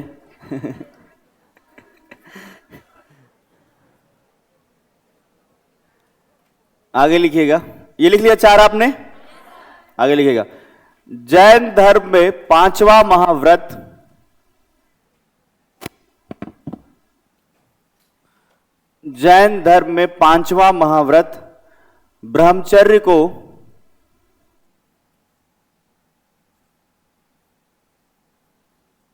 ब्रह्मचर्य को महावीर स्वामी ने जोड़ा। महावीर स्वामी ने जोड़ा।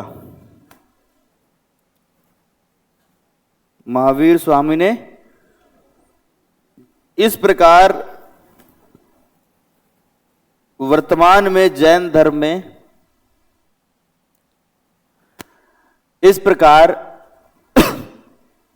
वर्तमान में जैन धर्म में 5 महाव्रत है।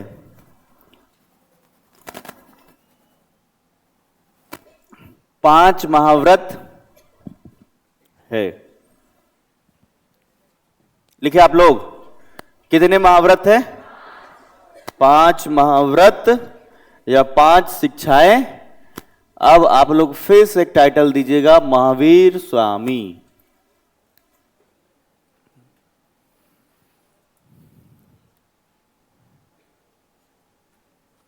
महावीर स्वामी। ठीक है,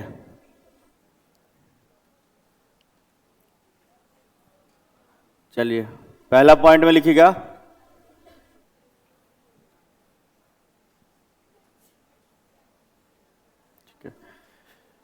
ये जैन धर्म के 24वें व अंतिम तीर्थंकर थे।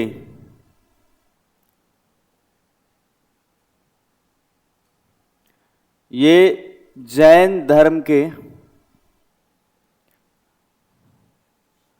24वें व अंतिम तीर्थंकर थे। लिखिए आप लोग, नेक्स्ट पॉइंट में लिखिएगा, महावीर स्वामी का जन्म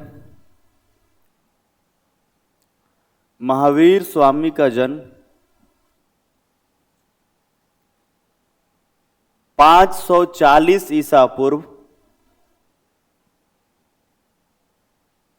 540 ईसा पूर्व में कुंडग्राम में हुआ। 540 ईसा पूर्व में कुंडग्राम में हुआ। ठीक है, नेक्स्ट पॉइंट में लिखिएगा आगे। ठीक है, कुंडग्राम वर्तमान बिहार के वैशाली जिला में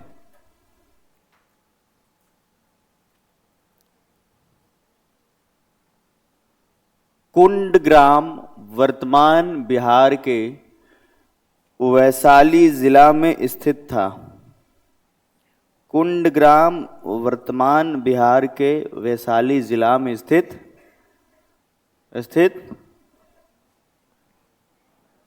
था, जो उस समय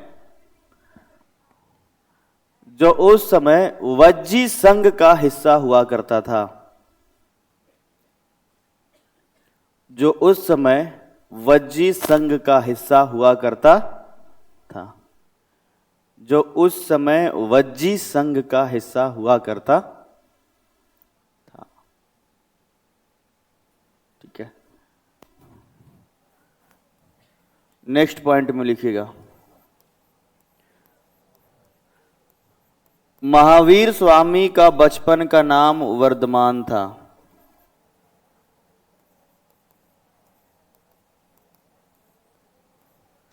महावीर स्वामी का बचपन का नाम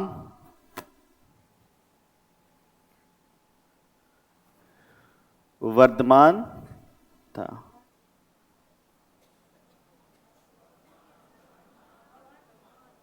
वर्धमान था। आगे लिखना, इनके पिता का नाम, नेक्स्ट पॉइंट में, इनके पिता का नाम सिद्धार्थ तथा इनके पिता का नाम सिद्धार्थ तथा माता का नाम त्रिशला था। माता का नाम त्रिशला था। लिख लिया आप लोग? चलिए आगे लिखिएगा। ये महावीर स्वामी के पिता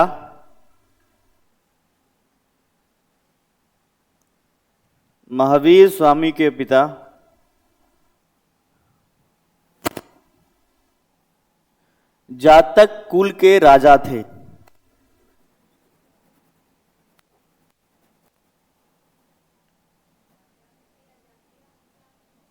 जात्रिक कुल के राजा थे। महावीर स्वामी के पिता जात्रिक कुल के राजा थे।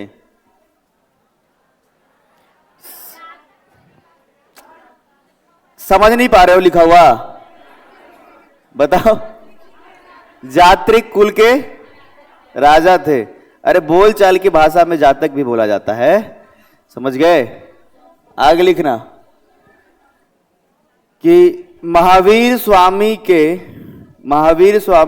का विवाह का लिखना, महावीर स्वामी का विवाह यशोदा से हुआ। महावीर स्वामी का विवाह यशोदा से हुआ।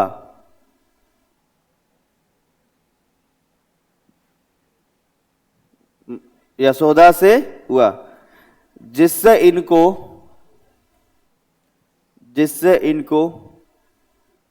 प्रियदर्शनी के रूप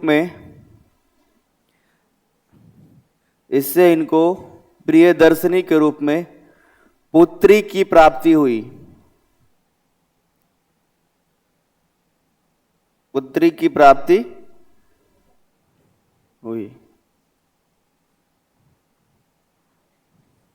की प्राप्ति देख रहे हो, सबको ज्ञान की प्राप्ति हो रहा है शादी विवाह के बाद। समझा कि नहीं? गौतम बुद्ध को भी कहा शादी विवाह के, और पहले भारतीय समाज में इस बात को कहा जाता था, पता है, जब लड़के बहुत ज्यादा आवारा होते थे तो शादी विवाह कर देते हैं कम से कम, ठीक है। आपने बहुत ज्यादा जब फिक्र पड़ेगा तो सुधर जाएगा। जितना आवारा रहता था उसको शादी विवाह पहले होता था। समझ में आए कि नहीं? कमाने दमाने लगेगा। दोनों का जो है विवाह हुआ है और उसके बाद जो है ज्ञान की प्राप्ति के लिए बाहर निकले। आगे लिखना, तुम लोग मत कर लेना अभी, ठीक है। जो पढ़ रहा है वो चौपट हो जाएगा, फिर नौकरी के चक्कर फिर छूट खत्म हो जाएगा, समझ लेना। आगे लिखो, आगे लिखना, 30 वर्ष के अवस्था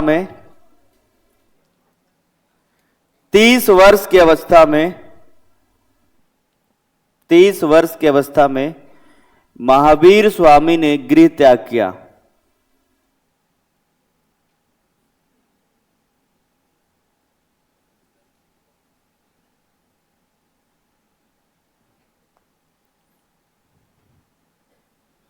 तीस वर्ष के अवस्था में महावीर स्वामी ने गृह त्याग किया। आगे लिखिएगा, नेक्स्ट पॉइंट, 12 वर्ष के तपस्या के बाद 12 वर्ष के तपस्या के बाद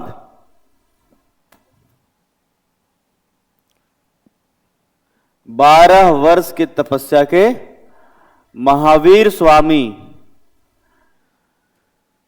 12 वर्ष के तपस्या के बाद महावीर स्वामी, ठीक है, जाम्भिक गांव में ऋजुपालिका नदी के तट पर, ठीक है, जाम्भिक गांव में ऋजुपालिका नदी के तट पर एक साल के वृक्ष के नीचे, ऋजुपालिका नदी के तट पर एक साल के वृक्ष के नीचे इनको कैवल्य की प्राप्ति हुई। इनको कैवल्य की प्राप्ति हुई। कैवल्य की प्राप्ति हुई। लिखे, कैवल्य की प्राप्ति हुई। स्टार लगा करके नीचे एक पॉइंट लिखना। कैवल्य का अर्थ होता है, कैवल्य का अर्थ होता है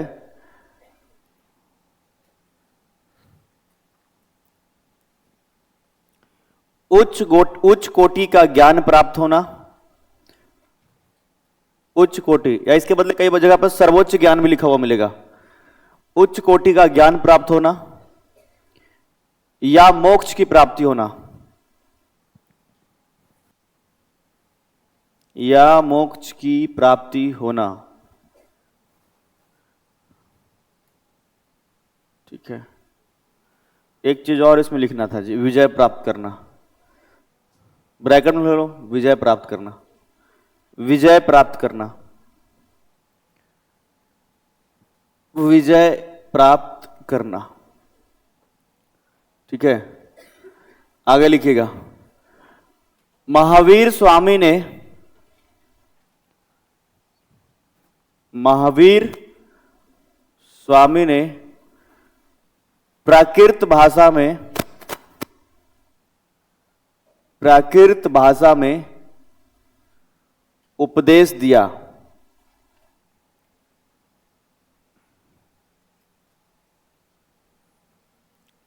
प्राकृत भाषा में उपदेश दिया। नेक्स्ट पॉइंट में, महावीर स्वामी सर्वप्रथम, महावीर स्वामी सर्वप्रथम, महावीर स्वामी सर्वप्रथम जमाली को अपना उपदेश दिए। जमाली को अपना उपदेश दिए। ठीक है, बाद में जमाली ने, बाद में जमाली ने महावीर स्वामी का विरोध कर दिया। महावीर भाई अग्री नहीं कर रहा है उनके ज्ञान से। ठीक है, बाद में जमाली ने महावीर स्वामी का विरोध कर दिया। आगे नेक्स्ट पॉइंट में लिखना तुम लोग। ठीक है, 72 वर्ष के अवस्था में का क्या ज्ञान की प्राप्ति हो गया। अब मृत्यु लेके चल रहे हैं। अब हम, तुम लोग ज्ञान के प्राप्ति लोक में होगा अभी तक, उसमें तुम लोग समझ नहीं गया। जब लिखे 12 वर्ष के तपस्या किया तो 42 वर्ष नहीं समझ में आया। लिखना है तो लिख लो उसमें अपने मन से। ठीक है, इसमें एक एक चीज थोड़ा ना बताएंगे, 3 और 2 5 होता है, दोनों थोड़े बताएंगे जोड़ के हम। अब इन्हें समझ जाओ।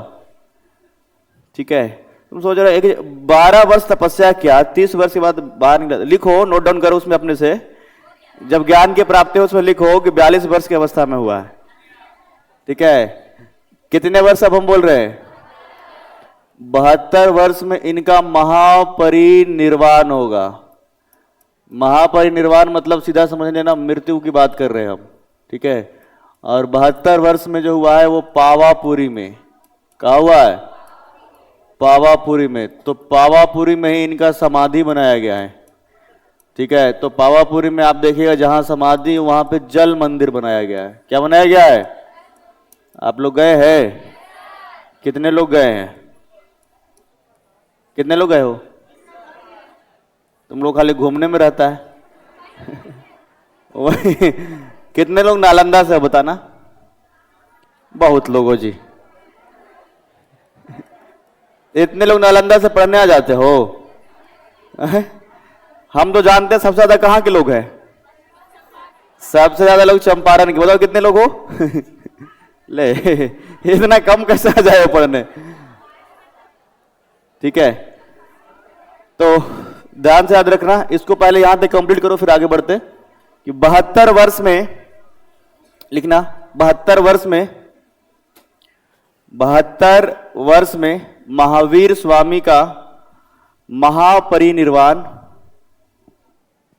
72 वर्ष में महावीर स्वामी का महापरिनिर्वाण पावापुरी में हुआ। पावापुरी, पावापुरी के साथ ब्रैकेट में नालंदा लिख लेना। ठीक है, पावापुरी में हुआ। लिखे नेक्स्ट पॉइंट में।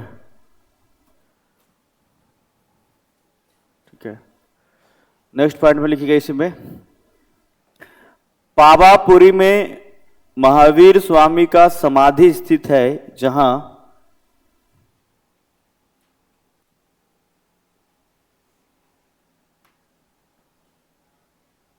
ठीक है पावापुरी में महावीर स्वामी का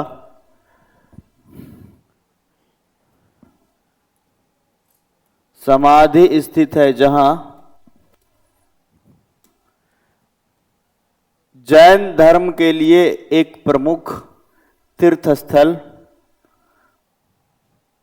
जैन धर्म के लिए एक प्रमुख तीर्थ स्थल माना जाता है, जैन धर्म के लिए एक प्रमुख तीर्थ स्थल माना जाता है।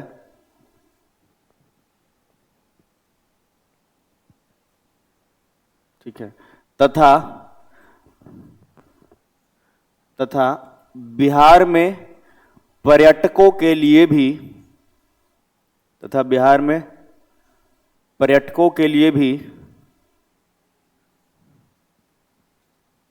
यह स्थान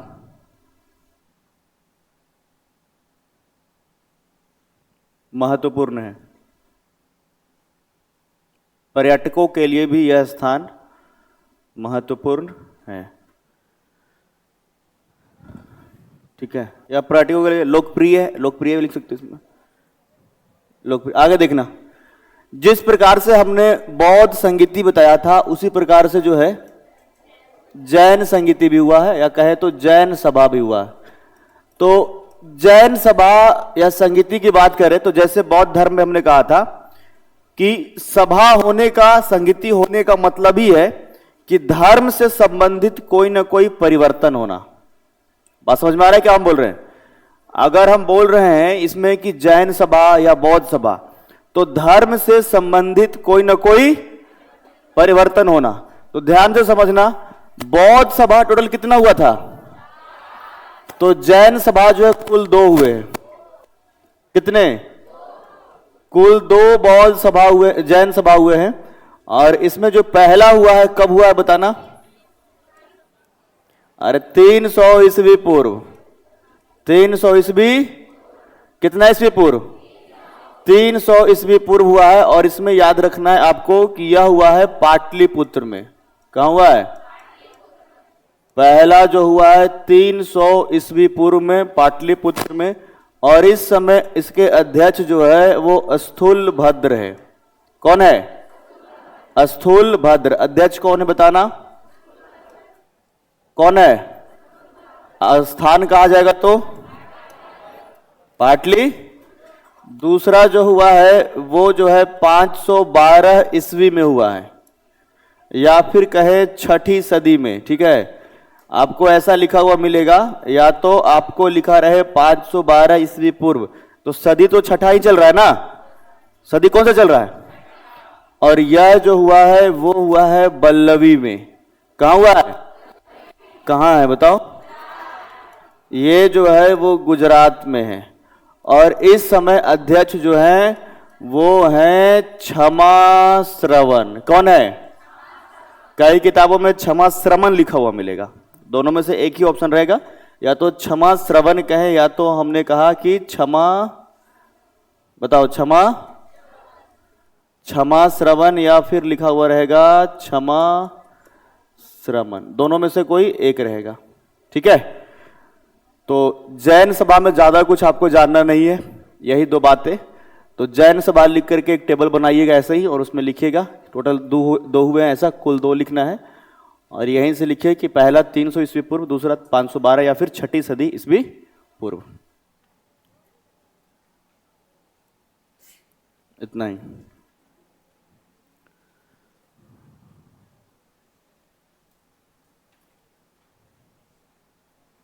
ठीक है।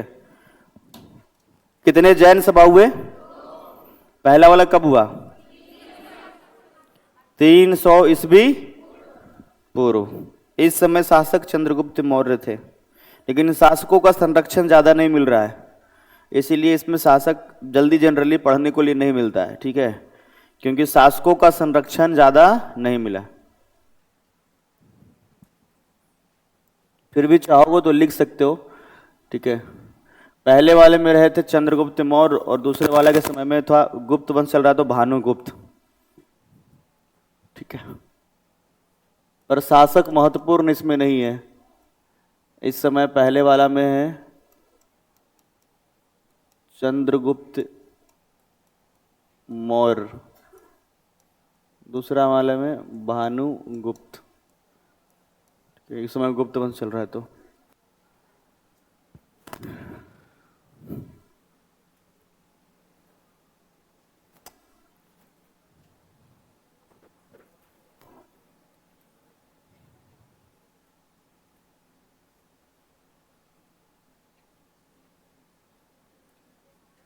मेरा घर है लेकिन नहीं गए।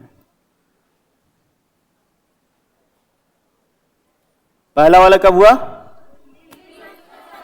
300 ईसा। दूसरा वाला ईसा पूर्व नहीं, ईसवी में होगा। ईसा पूर्व कैसे होगा? तो कम रहेगा ना अगर ईसा पूर्व होगा तो फिर 512 ईसा पूर्व तो हो ही नहीं सकता है दूसरा, क्योंकि पहले 300 ईस्वी पूर्व, तो वापस की तरफ हम जीरो की तरफ आएंगे। तो पहला वाला कहां हुआ? पाटलिपुत्र में हुआ। और दूसरा बल्लवी कहां है? कहा? पहले वाले के समय में अध्यक्ष कौन है?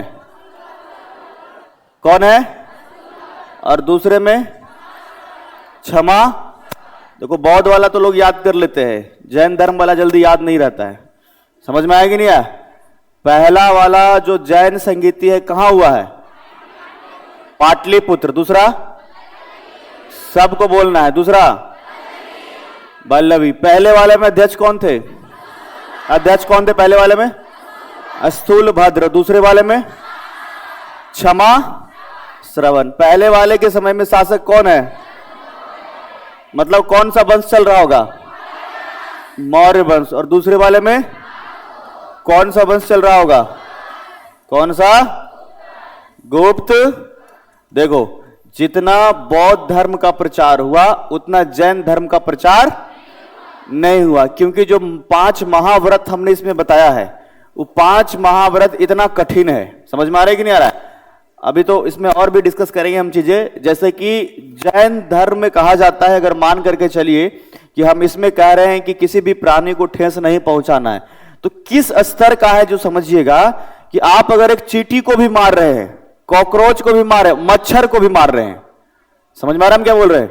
अगर आप मच्छर को भी मार रहे हैं तो पाप के भागीदारी हैं। बात समझ में आ रहा है कि नहीं आ रहा है? आदमी मारना तो छोड़िए दीजिए आप और जीव जंतु तो छोड़ दीजिए। तो मतलब इतना भी नहीं आपको जो है वो अहिंसा के मतलब हिंसा की तरफ बढ़ना है। तो जैन धर्म में जो नियम है बहुत अधिक कठोर रहे, और इसी कारण से जैन धर्म को कम लोगों ने अपनाया। बात समझ में आ रहा है कि नहीं आ रहा है? तो जैन धर्म का पतन बड़ा आसानी से हुआ था। दूसरा कारण समझना कि जैन धर्म में राजाओं का संरक्षण भी लंबे समय तक नहीं मिला। बौद्ध धर्म में तो कम से कम अशोक भी है और भी ऐसे कई राजा रहे, उसके पहले अशोक के पहले भी ऐसे कई राजा रहे जो कि बौद्ध धर्म को अपनाए थे। लेकिन जैन धर्म में किसी राजा का संरक्षण बड़ा कम मिला। अगर चंद्रगुप्त मौर्य को भी देखोगे तो लंबे समय तक जैन धर्म अपनाए नहीं। इसमें तो यही पढ़ाया हम आप लोगों को कि जीवन के अंतिम दिनों में, जीवन के अंतिम समय में जो है वो चंद्रगुप्त मौर्य ने किस धर्म को अपनाया था। और अपनाने के पीछे भी थोड़ा सा एक कारण यह भी बनता है कि इस समय जो है चंद्रगुप्त मौर्य के शासनकाल में अकाल पड़ा था। समझ में? और वो अकाल 10-12 साल तक उसका असर रह गया था। कितना वर्ष तक? 10 से 12 वर्ष तक अकाल का असर रह गया। तभी तो भद्रबाहु सब बात समझा रहे थे उनको कि देख रहे हो तुम्हारे चाहने से कुछ नहीं हो रहा है इस धरती पर, तुम केवल मोहरा बने हुए हो कि राजा और ये तमाम चीजें। अगर इतना क्षमता किसी राजा के अंदर में होता तो अकाल को भी मिटा देता। अकाल को तो तुम दूर कर नहीं पा रहे हो, इसलिए अभी भी जीवन को समझो। जीवन तुम्हारे चाहने से कोई परिवर्तन, इस सब परिवर्तन ऊपर वाले के चाहने से हो रहा है। और ऊपर वाला चाहता ही है कि तुम जैन धर्म को अपनाओ और संलेखना विधि से अपना प्राण को, जीवन के मोह माया को एकदम से त्याग दो, धन संपत्ति के मोह माया को त्याग दो। लेकिन आप लोग से हो सकता है? होएगा? लेकिन चंद्रगुप्त मौर्य इन सभी को त्याग दिया, अफगानिस्तान तक के शासन व्यवस्था को, और कौन से धर्म को अपनाया? जैन धर्म। तो जब जैन धर्म अपना लिया तब बोला कि मोक्ष की प्राप्ति कैसे होगा, तो तरीका बताया गया कि आपको जो है संलेखना विधि से प्राण त्यागना होगा। और वो विधि में हमने कहा कि ये चले गए चंद्रगिरी की पहाड़ियों में। कहा गए? चंद्रगिरी की पहाड़ियां कहां है जी? श्रवण बेल गोला। और ये कहां है? वर्तमान भारत के कर्नाटक में। और खाना पीना धीरे धीरे कम कर दिए और धीरे धीरे उपवास पे रहना शुरू कर दिया। इसी प्रकार से कुछ ही दिनों के बाद उनका शरीर कंकाल रूपी बन गया और वैसे ही उन्होंने अपने प्राण को। तो अगर मोक्ष की प्राप्ति चंद्रगुप्त मौर्य को हो गया होगा तो पक्का वो स्वर्ग से देख रहे होंगे। तो बड़ा सम्मान से हम इनको पढ़ा रहे हैं, बड़ा सम्मान से इनके बारे में बता रहे हैं। और अगर सच में ऐसा हो तो हमारा भी उद्धार करेंगे चंद्रगुप्त मौर्य, हमेशा मान करके चलते सब। अरे भाई, जब संलेखना विधि से प्राण को त्यागे हैं तो यही उम्मीद में ना कि मोक्ष की प्राप्ति। मोक्ष की प्राप्ति मतलब स्वर्ग, और स्वर्ग मतलब बताया गया क्या? हजारों हजार साल तक जो है आप जीवित रहेंगे, जीवन मरण से हमेशा के लिए मुक्ति, और इसी को कहते हैं मोक्ष। क्या कहते हैं? यही तो समझाया गया। यहां कोई प्राणी बन गए, 100 वर्ष में मर गए, हो सकता है अगला बार, मतलब मान लो कि कुत्ता में जन्म लिए तो 25 वर्ष जीवित रहोगे, तोता बन गए तो 2-4 वर्ष जीवित रहोगे। तो ये जीवन मरण का चक्र बार बार क्या होगा? चलता रहेगा। और इसी चक्र से मुक्ति चाहिए, मतलब मोक्ष की प्राप्ति, हजारों हजार साल तक जीवित। तो चंद्रगुप्त मौर्य का शासन कब है? अरे 321 ईस्वी पूर्व लगभग तो ये गद्दी पे बैठे, तो मतलब अभी से कितना, लगभग 2500 साल पहले, लगभग मान करके चलो 2000 है ना, 300 ऐसा करके। तो अभी तक तो जिंदा ही होंगे ना, अभी तो 2000 साल ही पूरा हुआ है, तो 4-5 साल तो अभी और भी चलेंगे, ऊपर से देख रहे होंगे। तो हम उम्मीद करते हैं कि हमारा भी उद्धार करेंगे। तो आज के लिए हम सेवा यहीं तक देंगे, और एक दिन थोड़ा सा हमारा भी छुट्टी थोड़ा सा मिले कुछ, ठीक है? पढ़ा कल तो छुट्टी, कल संडे है ना, तो घर पे रहिए।